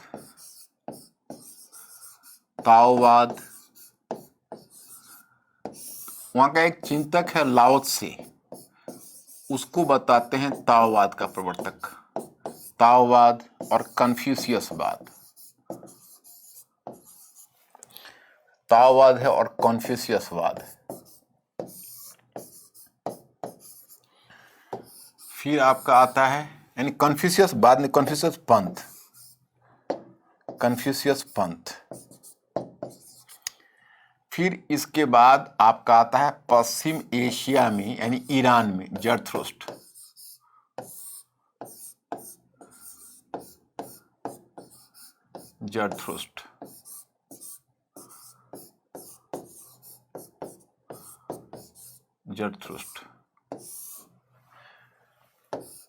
इधर यूनान, प्राचीन यूनान एवं रोम में, यहां पर आपको दूसरी तरह का धार्मिक पंथ मिलेगा प्राचीन यूनान और रोम में। वो क्या मिलेगा? तो वो मिलेगा बहुदेववाद और मूर्ति पूजा। बहुदेववाद एवं मूर्ति पूजा। तो ये 4 हो गया, 1 2 3 4। और एक मैं आपको परिचय कराता हूं, यहूदी पंथ। यहूदी पंथ में एकेश्वरवाद होगा। और एक और हमें कराना है ईसाई पंथ, क्रिश्चियन। बस इतने से आप पहले प्राचीन विश्व में परिचय प्राप्त कर लीजिए। अब देखिए, यहां पर तो मैंने मैटर में आपको विस्तार से समझा ही दिया है। तो आपका शुरू होता है प्रमुख धार्मिक पंथ, और यह पेज आपका बढ़ता जाता है। इसमें ये देखो, यही पेज है जो आपका बढ़ता जाएगा। कन्फ्यूशियसवाद, धार्मिक पंथ, सब मैंने बिल्कुल मध्यकाल से पहले एक एक चीज आप PDF डाउनलोड करिए और देखिए। लेकिन चूंकि मैं यहाँ पर ज़्यादा लिखवाने वगैरह का काम, वैसे बोर्ड का काम मैं इसलिए नहीं कर रहा हूँ कि मेरे सिलेबस का पार्ट ये है नहीं।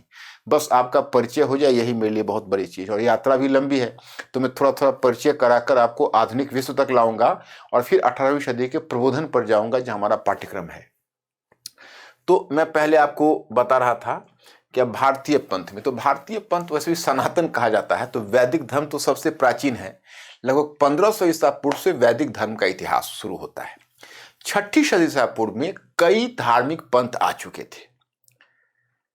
6ठी सदी ईसा पूर्व में ब्राह्मणवाद और वैदिक कर्मकांड के विरोध में बौद्ध पंथ है, जैन पंथ है, आजीवक है। और तो छोड़िए, बौद्ध ग्रंथ तो 62 धार्मिक संप्रदायों का जिक्र करता है, और जैन ग्रंथ 63 धार्मिक संप्रदायों का जिक्र करता है। तो अनेक धार्मिक पंथ है। लेकिन ध्यान रहे, चाहे हम देखो वैदिक धर्म का ही नाम ले, तो वहां पर क्या है? बहुदेववाद है। वैदिक आर्य विभिन्न देवताओं की उपासना करते थे। जैन पंथ है, वो देवताओं को नहीं मानता या तीर्थंकर से नीचे रखता है। बौद्ध पंथ है, वो आत्मा और परमात्मा को मानता ही नहीं। बाकी चिंतक है, उनमें से अधिकांश तो ब्राह्मण देवता और वैदिक देवता को मानते नहीं। और जो वैदिक देवता हैं वो भी अनेक हैं, परंतु मूर्ति पूजा नहीं। मूर्ति पूजा भारत में आई है 1ली सदी ईसा पूर्व से, या ईसा की आरंभिक शताब्दियों में। उससे पहले मूर्ति पूजा नहीं है, बहुदेववाद है। चीन में आप देखते हो ताओवाद है। कौन है चिंतक? तो लाओ त्से है। उसने मानव की स्वाभाविकता, प्रकृति के नैसर्गिक सौंदर्य पर जोर दिया है। नैसर्गिक सौंदर्य पर, वह प्राकृतिक सौंदर्य में आनंद लेने की बात करता है। लेकिन जो कन्फ्यूशियसवाद है वो बड़ा इंपॉर्टेंट है। कन्फ्यूशियस पंथ ये एक धार्मिक पंथ कम और सामाजिक अनुशासन अधिक है। बताया जाता है कि चीन में कन्फ्यूशियस पंथ तब आया था जब चीन में एक प्रकार की राजनीतिक उथल पुथल की स्थिति थी और व्यवस्था थी। उस अव्यवस्था का सामना करने के क्रम में कन्फ्यूशियस जैसे चिंतक आए थे। इन्होंने स्पष्ट रूप से कहा था, अनुशासन पर बल देने की बात की थी। इनका बल इस बात पर था कि अपने बड़ों को सम्मान करो, माता पिता गुरु का आदर करो, सत्ता के प्रति समर्पण करो और एक सामाजिक पिरामिड नुमा ढांचा एक के बाद दूसरे को बनाए रखो, उसका उल्लंघन मत करो। तो एक तरह से इसने एक डिसिप्लिन्ड सोशल लाइफ की बात की थी, जिसमें छोटे बड़े के सामने नतमस्तक हो और गुरु और माता पिता के प्रति समर्पित हो और सत्ताधारी वर्ग के प्रति भी समर्पित हो। ये लोगों को एक तरीके से शासन व्यवस्था के प्रति समर्पित होने की बात करता है। बताया जाता है कि चीनी लोगों की चेतना पर कन्फ्यूशियसवाद का इतना गहरा प्रभाव है कि जब चीन में साम्यवाद आ भी गया तो कन्फ्यूशियसवाद का प्रभाव नहीं गया। इसलिए जो चीनी साम्यवाद था, चीनी कम्युनिस्ट पार्टी थी, वो दुनिया के कम्युनिस्ट पार्टी से अलग अपने स्वरूप में होकर रह गई, क्योंकि उस पर कहीं ना कहीं कन्फ्यूशियसवाद का प्रभाव था। इसलिए चीनी कम्युनिस्ट पार्टी का नजरिया अलग था और दुनिया से अगर कम्युनिस्ट पार्टी मिट भी गई तो चीन में नहीं मिटी, क्योंकि चीन के लोगों में अभी भी जो अनुशासन जैसी चीजों की बात कन्फ्यूशियस ने कही है, उनकी जेहन में आज तक कहीं ना कहीं बैठा हुआ है कि सत्ताधारी वर्ग के प्रति समर्पित रहो। तो ये हुआ। अब पश्चिम एशिया में आते हुए जरथुस्ट्र पंथ, जोरोस्ट्रियन इसको बोलते हैं, बाद में पारसी के नाम से जाने जाते हैं, आज भारत में भी अल्पसंख्यक समूह के रूप में है।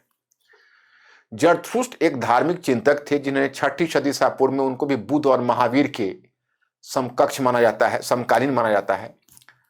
तो जरथुस्ट्र ने मतलब एक नया धार्मिक पंथ चलाया था, जिसमें उन्होंने प्रकाश और अंधकार मैंने दो नाम लिए थे, एक को अहिरमन, दूसरा अहुरमज़दा, अहुरमज़दा और अहिरमन। तो एक को उन्होंने माना था प्रगति की शक्ति, दूसरे को प्रगतिहीन शक्ति। तो उन्होंने यह माना कि प्रकाश और अंधकार के बीच हमेशा संघर्ष होता है और जीत प्रकाश की होती है। तो ये जो जरथुस्ट्र पंथ है उसमें अग्नि पूजा पर विशेष बल दिया गया था। अब चलो, जरथुस्ट्र पंथ तो पश्चिम एशिया में आया। जब बाद में दुनिया का पहला ग्लोबल एम्पायर डेरियस का एम्पायर बना, तो डेरियस प्रथम ने इसे राजधर्म बना लिया। अब आपके मन में जिज्ञासा होगी कि राजधर्म क्यों बना और राजधर्म क्यों बनाया जाता है।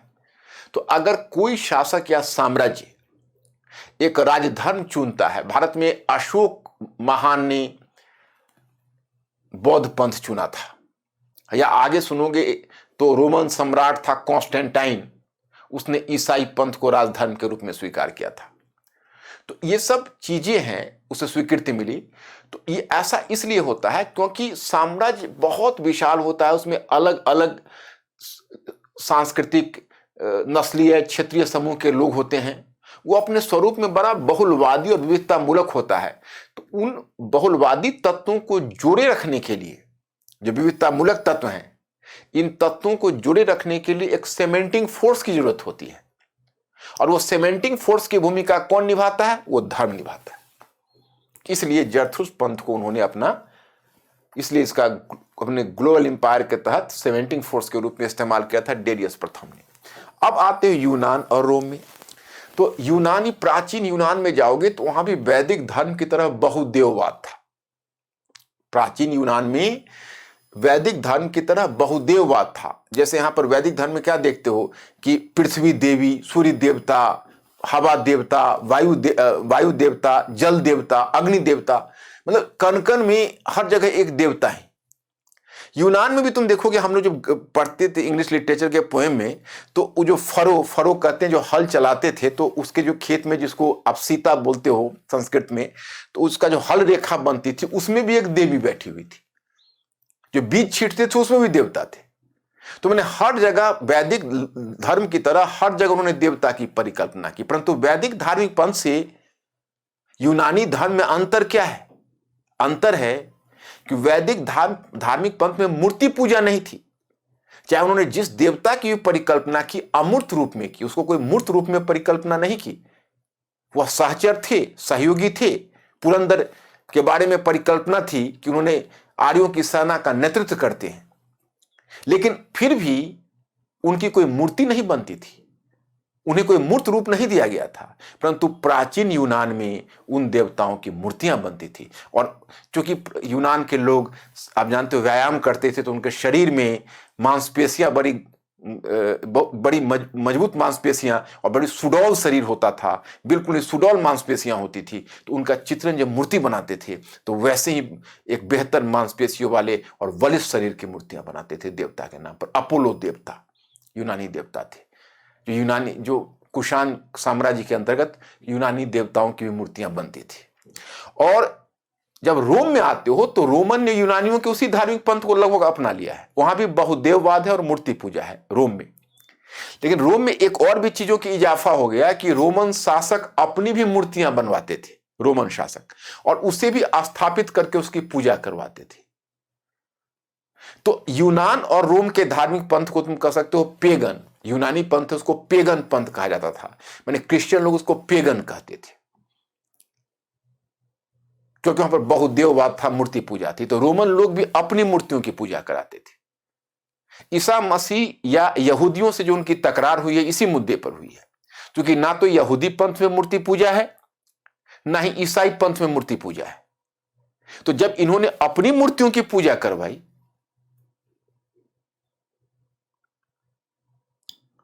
तो उन मूर्तियों की पूजा करवाने में आपको यह सूचना मिलती है कि इसी आधार पर जब यहूदियों ने और ईसाइयों ने विरोध किया तो इन्हें धक्का पहुंचा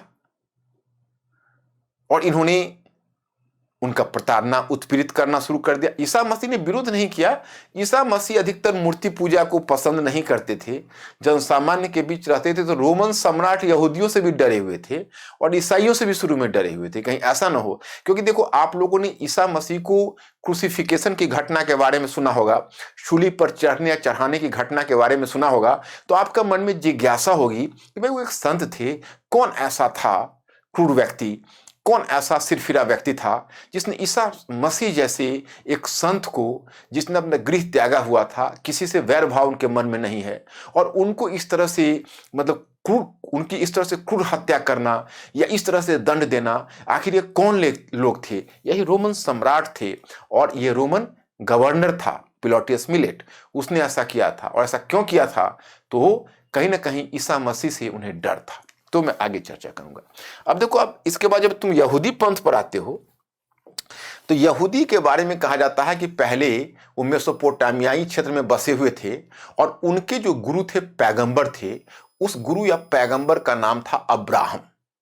उनके गुरु अथवा जो पैगंबर थे उसका नाम अब्राहम था। और प्रोफेट, जैसे पैगंबर मोहम्मद इस्लाम के हैं, उसी प्रकार से पैगंबर वे भी थे। तो वो उन्हीं के नेतृत्व में यहूदी मेसोपोटामिया से आ गए फिलिस्तीनी क्षेत्र में। जैसे आप देखोगे, मेसोपोटामिया तो इराक का क्षेत्र है, इराक से और ही पूर्व की तरफ आओगे तो देखोगे फिलिस्टाइन क्षेत्र, फिलिस्तीनी क्षेत्र, जहां सीरिया है, इजराइल है, आप तो देख ही रहे हो। तो वही फिलिस्तीनी क्षेत्र में आकर यहूदी बस गए। अब यहूदी ने के बारे में कहा जाता है, जैसे देखो, अब भारत में तो एकेश्वरवाद उपनिषद के चिंतन में स्पष्ट रूप में उभर कर आया। तो भारत में तो एकेश्वरवाद बहुत पहले से मिलने लगता है, और पश्चिम एशिया में एकेश्वरवाद की पहली अभिव्यक्ति होती है यहूदी पंथ से। क्योंकि यहूदी पंथ का बल किस पर है? मोनोथिज्म पर है, एक ईश्वर। और एक ईश्वर कौन है? याहवे। एक ईश्वर की परिकल्पना की याहवे। और कहा जाता है कि पैगंबर अब्राहम ने अपील की यहूदियों से कि याहवे की उपासना करे, और याहवे से उनका एक प्रकार का समझौता था। अब देखो, एक ईश्वर का मतलब होता है कि जो भी एक ईश्वर की बात करेगा, एकेश्वरवाद की बात करेगा, वो निश्चय ही निराकार ईश्वर की बात करेगा। निराकार ईश्वर का मतलब उस ईश्वर का कोई आकार नहीं है। तो अगर ईश्वर निराकार है तो मूर्ति पूजा के लिए कोई जगह नहीं होती है। तो जाहिर है कि यहूदी पंथ में मूर्ति पूजा के लिए कोई जगह नहीं थी। एक ईश्वर, निराकार ईश्वर। तो बाद में क्या हुआ? ये फिलिस्तीनी क्षेत्र आ गए, रोमन साम्राज्य के कब्जे में फिलिस्तीनी क्षेत्र आ गया। और फिलिस्तीनी क्षेत्र बन गया रोमन साम्राज्य का भाग, और ये यहूदी बन गए रोमन साम्राज्य की प्रजा। और जो रोमन सम्राट है वो अपनी मूर्तियों की पूजा करवा रहे हैं और मूर्ति पूजा को प्रोत्साहन दे रहे हैं जन सामान्य में, और यहूदी लोग मूर्ति पूजा को अस्वीकार करते थे। तो यहूदियों और रोमन साम्राज्य के बीच विवाद का यही कारण था, और इसीलिए यहूदियों को रोमन साम्राज्य ने बड़ा प्रताड़ित किया। बहुत सारे यहूदी इस जगह को छोड़कर चले गए, कुछ तो वहां से मिस्र चले आए थे, लेकिन मिस्र में मूसा उनके गुरु फिर हुए मूसा, तो मूसा उनको लेकर फिर दोबारा फिलिस्तीनी क्षेत्र में आए थे। परंतु बहुत सारे फिलिस्तीनी क्षेत्र से यहूदी यूरोप में चले गए, दुनिया के बाकी क्षेत्रों में चले गए। तो वही यहूदियों को इस बात का एहसास था कि हमारी मातृभूमि छूट गई है। तो my students, I will just teach you after the first world war में बताऊंगा अरब राष्ट्रवाद, और मैं कैसे पेरिस पीस कॉन्फ्रेंस में बाल्फोर घोषणा बताऊंगा, और कैसे दोबारा यहूदी ने प्रयास करके अपने धन, अपने संसाधन की बदौलत और अपने आर्थिक शक्ति का उपयोग करके किस प्रकार से यहूदी लोग वापस फिलिस्तीनी क्षेत्र में आए और दोबारा अपने राज्य को प्राप्त किया, जो आज भी विवाद का कारण है। और पश्चिम एशिया में जो फिलिस्तीनी और इजराइल का मसला है वह विश्व का one of the divisive issue हो चुका है। यह यहूदी लोग ने दोबारा अपनी मातृभूमि को 20वीं सदी के पूर्वार्ध में प्राप्त करने का प्रयास किया, और इसने फिर एक बार पश्चिम एशिया में तनाव पैदा किया। लेकिन इस चीज की चर्चा आपको फर्स्ट वर्ल्ड वॉर के बाद होगी। आप तो जानते हो इतिहास इतना इंटरेस्टिंग सब्जेक्ट है कि सारे सब्जेक्ट के रास्ते यहाँ से खुलते हैं। तो आपको अंतर्राष्ट्रीय संबंधों की बहुत सारी बातों की जानकारी इतिहास के माध्यम से होगी और आप उसे एंजॉय करोगे। तो मैंने आपको बताया कि इस प्रकार से यहूदी पंथ का विकास हुआ, और यहूदी पंथ के बाद अब देखो ईसाई की बात आती है। परंतु देखो, कोई भी जो धार्मिक पंथ होता है तो वह धार्मिक पंथ एक समय के बाद जाकर स्टैग्नेट कर जाता है। एक समय के बाद जाकर वो किस प्रकार से स्टैग्नेट कर जाता है, उसका विकास अवरुद्ध हो जाता है, क्योंकि उसमें भी कुछ निहित स्वार्थ पैदा हो जाते हैं। वो उसका उपयोग करने लगते हैं, जन सामान्य का शोषण करने लगते हैं। तो यहूदियों में भी एक पुरोहित वर्ग पैदा हो गया था। अब जो सामान्य यहूदी थे वह दो पार्टों के बीच पिस रहे थे। एक सामान्य यहूदी दो पार्टों के बीच पिस रहे थे। एक तरफ उन पर रोमन साम्राज्य का दवा उत्पीड़न था, दूसरी तरफ यहूदियों में जो पुरोहित वर्ग हो गए थे वो भी कर्मकांड को प्रोत्साहन दे रहे थे, वो भी जन सामान्य का अपने ढंग से शोषण कर रहे थे। तो यहूदियों में भी यह धारणा घर करने लगी थी कि बहुत जल्दी एक पैगंबर आएंगे जो हमें इस कष्ट से निवारण करेंगे। तो जब पहली सदी में ईसा मसीह जब आए तो पहले कुछ यहूदियों ने, चूंकि ईसा मसीह भी यहूदी से ही थे, तो पहले उनको एक अलग धार्मिक पंथ नहीं माना गया, बल्कि आरंभ में यहूदियों ने उनका यह सोचकर स्वागत किया कि हमारे पैगंबर अथवा उद्धारक आ चुके हैं। ईसा मसीह पहली सदी के चौथे वर्ष में संभवतः पैदा हुए। 29वें वर्ष में उन्होंने गृह त्याग दिया था। वो पैदा हुए बेथेलम नामक स्थान पर, और वह कहाँ है वो तो देख रहे हो, यरूशलेम जो क्षेत्र देख रहे हो, यरूशलेम में बेथेलम है, वहीं पैदा हुए थे, रेगिस्तानी भाग है। तो 29वें वर्ष में वह ज्ञान प्राप्त करने के लिए मरुस्थल में निकल गए थे। आप समझ सकते हो कि चूंकि जो भारतीय ऋषि मुनि थे उनके बारे में पढ़ते हुए जंगलों में ज्ञान प्राप्त करने गए, क्योंकि यहाँ जंगल ही जंगल थे, यूं तो रेगिस्तानी एरिया था। तो मरुस्थल में ही जाकर उन्होंने मनन चिंतन किया और ज्ञान प्राप्त किया। जब ज्ञान प्राप्त करके आए तो उनका चिंतन भी एक ईश्वरवाद था, एक गॉड, एक ईश्वर।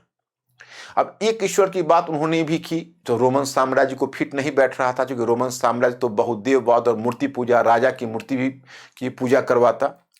और दूसरा, ईसा मसीह जैसे भारतीय साईं बाबा के बारे में आपने जो परिकल्पना की कि जन सामान्य के बीच रहते थे, निर्धन थे, तो ईसा मसीह भी जाकर गरीबों के बीच रहने लगे, उनके बीच जाकर धर्म का प्रसार करने लगे, और जो निर्धन लोग थे उन्हें मसीहा समझने लगे। अब रोमन साम्राज्य को लगा कि कहीं ऐसा न हो कि हमारे अगेंस्ट में कोई जन विद्रोह भड़का दे। तो उसी में एक रोमन गवर्नर था जिसका नाम था पिलोटियस मिलेट। उन्होंने, चूंकि कुछ यहूदी लोग ही, मतलब कौन यहूदी, तो यहूदी पुरोहित वर्ग, जनसामान्य नहीं, जनसामान्य तो उनको उद्धारक समझते थे। क्योंकि यहूदियों में पुरोहित वर्ग भी एक था, और उस पुरोहित वर्ग को यह लग रहा था कहीं ऐसा न हो कि ईसा मसीह उनके धर्म की दुकान को बंद करवा दें। इस डर से यहूदी लोगों ने, कुछ यहूदी पुरोहित ने, यानी प्रिस्ट क्लास के लोग, पुरोहित तो सब में होता है ना, पुरोहित कोई ब्राह्मण ही नहीं है, पादरी जिसको कहते वो भी पुरोहित है, उलेमा कहते वह भी पुरोहित है। पुरोहित एक टर्म है, it does not simply stand for Brahmanas, it stand for any priest class from any sect, वो किसी भी प्रीस्ट क्लास के सेक्ट से है।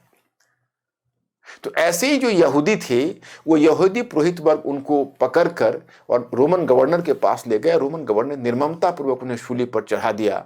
और उस समय तक तो पहले उनको अलग धार्मिक पंथ के रूप में नहीं पहचाना गया।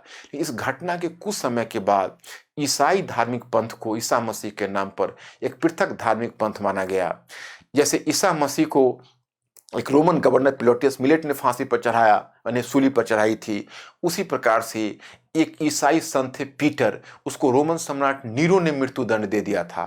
पहला वही पीटर ने रोम में पहला बेसिलिका बनाया था, पहला चर्च बनाया था, लेकिन पीटर को उन्होंने मृत्यु दंड दे दिया था। परंतु फर्स्ट सेंचुरी में एक रूलर हुआ कॉन्स्टेंटाइन।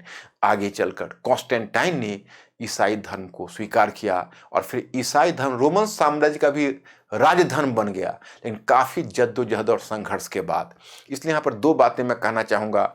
एक यह कहना चाहूंगा कि जब आप अशोक सम्राट पर लिख रहे होंगे तो आप अशोक की प्रशंसा में यह लिख सकते हैं, किसी पुस्तक में नहीं है, परंतु आप लिख सकते हो कि अशोक की सफलता इस बात में भी निहित थी कि अशोक महान ने बहुत पहले बौद्ध पंथ के जनवादी क्षेत्र को समझ लिया था, बौद्ध पंथ के जनवादी क्षेत्र को समझ लिया और उसे राजधर्म के रूप में अपना लिया था।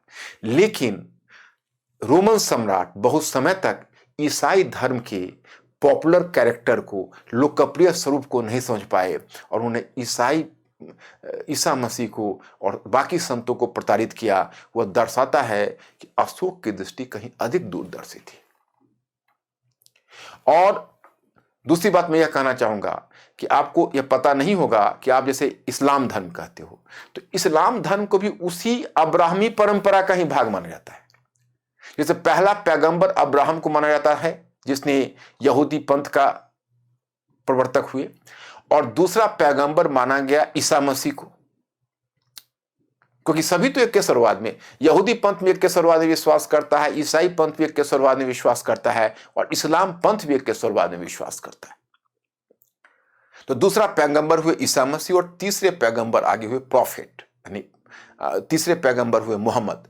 तो अब फर्क थोड़ा सा इस्लाम में थोड़ा सा इसलिए भी रूढ़िवादिता कुछ हद तक आ गई, क्योंकि इस्लाम ने आगे चलकर प्रचारित किया कि पैगंबर मोहम्मद ही लास्ट पैगंबर है, और इनकी वाणी या इनके विचार से पिछले जिन पैगंबरों का भी विचार टकराता है, वो टकराहट की सीमा तक शून्य माना जाएगा। मतलब अगर पैगंबर मोहम्मद के विचार से किसी और पैगंबर के विचार टकराता है तो वो अमान्य है। तो इसलिए इस्लाम का अपना एक अलग नजरिया था। तो लेकिन इस्लाम पंथ के विकास की चर्चा हम मध्यकाल में करेंगे। तो प्राचीन विश्व में आपने राजनीतिक व्यवस्था देखी, धर्म देखा, फिर आपने धार्मिक पंथ देखे। अब देखिए मध्यकालीन विश्व कैसे जा रहा है। वैसे समय तो काफी जा रहा है और मैं शायद अब मध्यकाल में आपके साथ जस्टिस नहीं कर पाऊं, क्योंकि मैंने तो मैटर में वैसे आपको दे रखा है। क्योंकि देखो यहां पर अब दो साम्राज्य की बात होगी। अब आप मध्यकालीन यूरोप पर आओगे तो पहले यूरोप में जब बात होगी तो यहां पर दो साम्राज्यों की बात होगी। अब मध्यकाल में आप आते हो तो मध्यकाल में सबसे पहले फिर मध्य राजनीतिक इतिहास देखो कि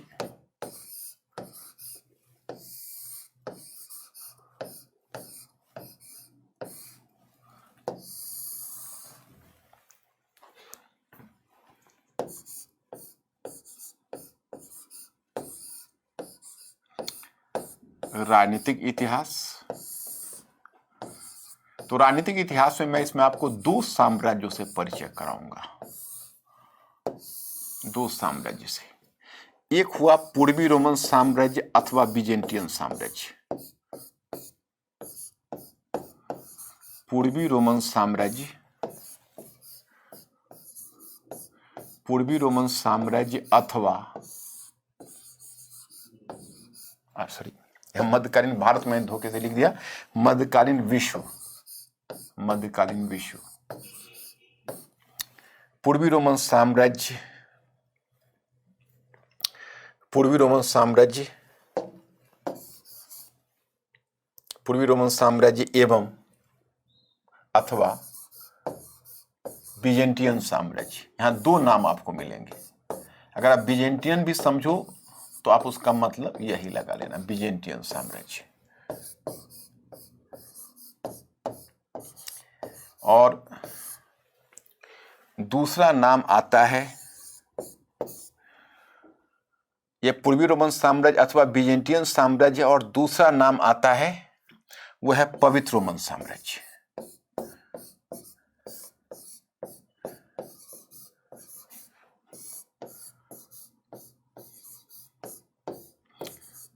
पवित्र रोमन साम्राज्य, ये दो नाम आते हैं।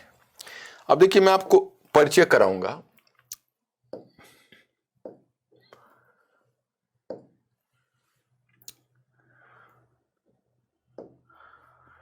ये मध्यकालीन विश्व में आ पाए। तो इसमें पहला पश्चिमी रोमन साम्राज्य का विघटन हुआ, तो इसका तो विघटन हो चुका है पश्चिमी रोमन साम्राज्य। और पूर्वी रोमन साम्राज्य से मैं आपको परिचय करा चुका हूं कि 1000 वर्ष के बाद वो विघटित होगा तो आधुनिक युग का आरंभ होगा। यहां पर आपको सूचना दी जाती है कि पूर्वी रोमन साम्राज्य आगामी 1000 वर्षों तक अस्तित्व में रहा, लेकिन इस साम्राज्य जिसको आप कहते हो पवित्र रोमन साम्राज्य, मानचित्र पर यह साम्राज्य अवस्थित है। यह साम्राज्य की व्युत्पत्ति क्या है, बड़ी इंटरेस्टिंग है। वैसे मैंने कंटेंट के रूप में यहां पर दे दिया है। इसकी व्युत्पत्ति ऐसे हुई कि जब जर्मन आक्रमणकारी आए और पवित्र रोमन साम्राज्य टूटकर बिखर गया, तो ये जर्मन आक्रमणकारी बेसिकली बार्बरस थे, असभ्य थे, बर्बर थे। अभी वो सभ्यता की अवस्था में नहीं पहुंचे थे। तो वो जनजातीय एक तरह से ट्राइब्स के रूप में थे, अलग अलग जनजातीय समूह, और उनका एक मुखिया होता था। तो वो सभी विभिन्न जनजातीय मुखिया ने मिलकर हमला किया था। तो क्या हुआ कि अब वो फिर साम्राज्य को दोबारा पुनर्जीवित नहीं कर सकते थे। तो अलग अलग जो साम्राज्य के मुखिया थे वो अलग अलग क्षेत्र में स्थापित हो गए। तो वही उसी में जो अलग अलग ट्राइब था, उनका अलग अलग नाम था। तो उसी में एक जनजाति है जिसका नाम है फ्रैंको जनजाति। इसने इतिहास में बड़ी महत्वपूर्ण भूमिका निभाई। फ्रैंको ने, फ्रैंको से ही ये शब्द फ्रांस आया है। तो क्या है कि रोमन साम्राज्य में एक क्षेत्र था, उसका नाम था गौल क्षेत्र। तो गौल क्षेत्र में फ्रैंको बस गए, और फ्रैंको जनजाति था, उसी ने एक वंश की स्थापना की थी। उस वंश का नाम था, जो फ्रैंको जनजाति का वंश था, उसको कैरोलिंजियन वंश बोलते हैं। कैरोलिंजियन वंश, उन्होंने एक वंश को स्थापित किया था, उसको कैरोलिंजियन वंश कहते हैं।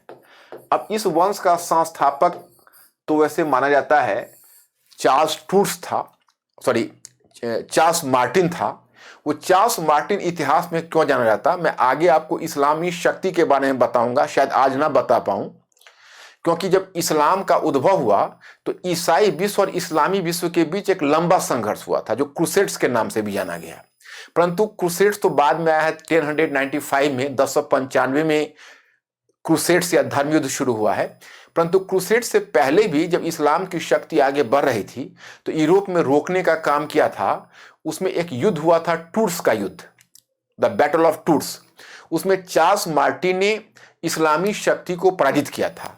तो अब ईसाई था, वो इस्लामी शक्ति को पराजित किया, तो ईसाई विश्व में उसकी प्रतिष्ठा काफी बढ़ गई। तो बाद में उसने अपने वंश, कैरोलिंजियन वंश ही उसका स्थापित हुआ। उसका उत्तराधिकारी पेपिन था, हालांकि उसके बारे में मैं परिचय नहीं कराऊंगा। हाँ, एक शासक का नाम अस्मरणीय है, क्योंकि रोमिला थापर ने उस शासक की तुलना अशोक सम्राट से भी की है। वो शासक का नाम है शार्लमांग।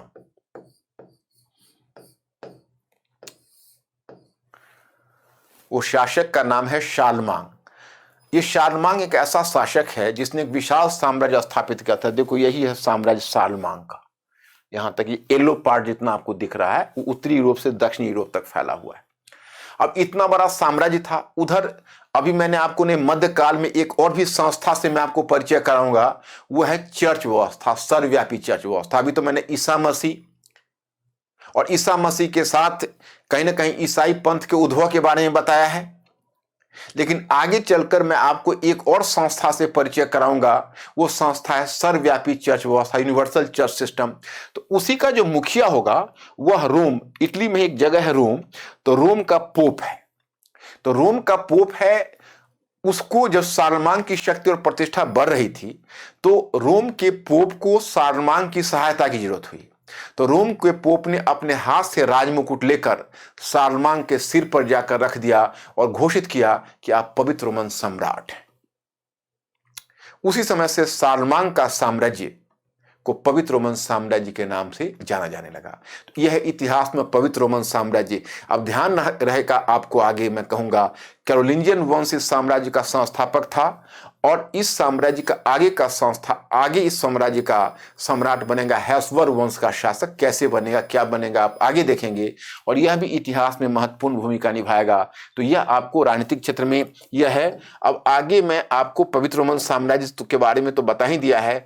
अब सामंतवाद का उद्भव यूरोप में कैसे हुआ, सामंतवाद क्या था, वह जानना आवश्यक है, क्योंकि आगे जब आप यूरोपीय क्रांति पर होगे तो बार बार उसमें सामंतवाद का जिक्र होगा। लेकिन मैं स्टूडेंट्स आज मैं थोड़ा सा, अब मैं समझता हूं कि आज बहुत सारे आइडियाज मैंने एक साथ देने की कोशिश करूंगा तो सामंतवाद भी समझाऊंगा तो आप भूल जाओगे, इसलिए आज मैं यहीं पर स्थगित करना चाहूंगा। लेकिन मैं एक बात आपको बता दूं कि ये मेरा जारी रहेगा, लेकिन अभी हमको एक दो क्लास और भी बैकग्राउंड का लेना पड़ेगा, पृष्ठभूमि से संबंधित क्लास, तब मैं सिलेबस पर आ पाऊंगा। क्योंकि मैं डायरेक्ट अगर सिलेबस पर आ जाऊंगा तो आप उसके साथ जस्टिस नहीं कर पाओगे। लेकिन हाँ, ये सब करने के बाद फिर मैं जब आपको सिलेबस पर ले जाऊंगा तो आप बहुत, माने ये आपको एनसीईआरटी से भी इजी पड़ेगा। एनसीईआरटी में भी इंटीग्रेटेड कोई चीज आपको कहीं नहीं मिलेगा, यहाँ आपको बिल्कुल इंटीग्रेटेड मिलेगा। आप हमारे साथ पढ़ते जाओगे, समझते जाओगे। तो हम इसे जारी रखेंगे।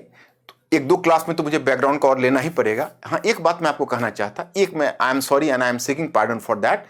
एक्चुअली जो आपका ये लेक्चर है, जो फ्री लेक्चर आपके ऐप पर जाता है, वो ऐप के फ्री लेक्चर पर पीडीएफ नहीं डलेगा। वो विदाउट पीडीएफ आपको काम चलाना पड़ेगा और मेरे लेक्चर से तत्काल काम चला लेना। लेकिन जो हमारे रेगुलर में स्टूडेंट्स हैं उनको फिर यही लेक्चर डाला जाएगा ऐप के ऊपर, पेड वाले कोर्स में, वहां पर पीडीएफ डाला मिलेगा। तो ये पीडीएफ केवल पेड वाले कोर्स में मिलेगा। प्लीज, मतलब you have to cooperate with me. कुछ टेक्निकल कुछ कॉन्स्ट्रेंट है, इसलिए पीडीएफ जो फ्री वाले हैं उसमें ये नहीं डालते हैं। तो थोड़ा सा please you have to be careful, है ना। तो आज इतना ही, बहुत अच्छा रहा।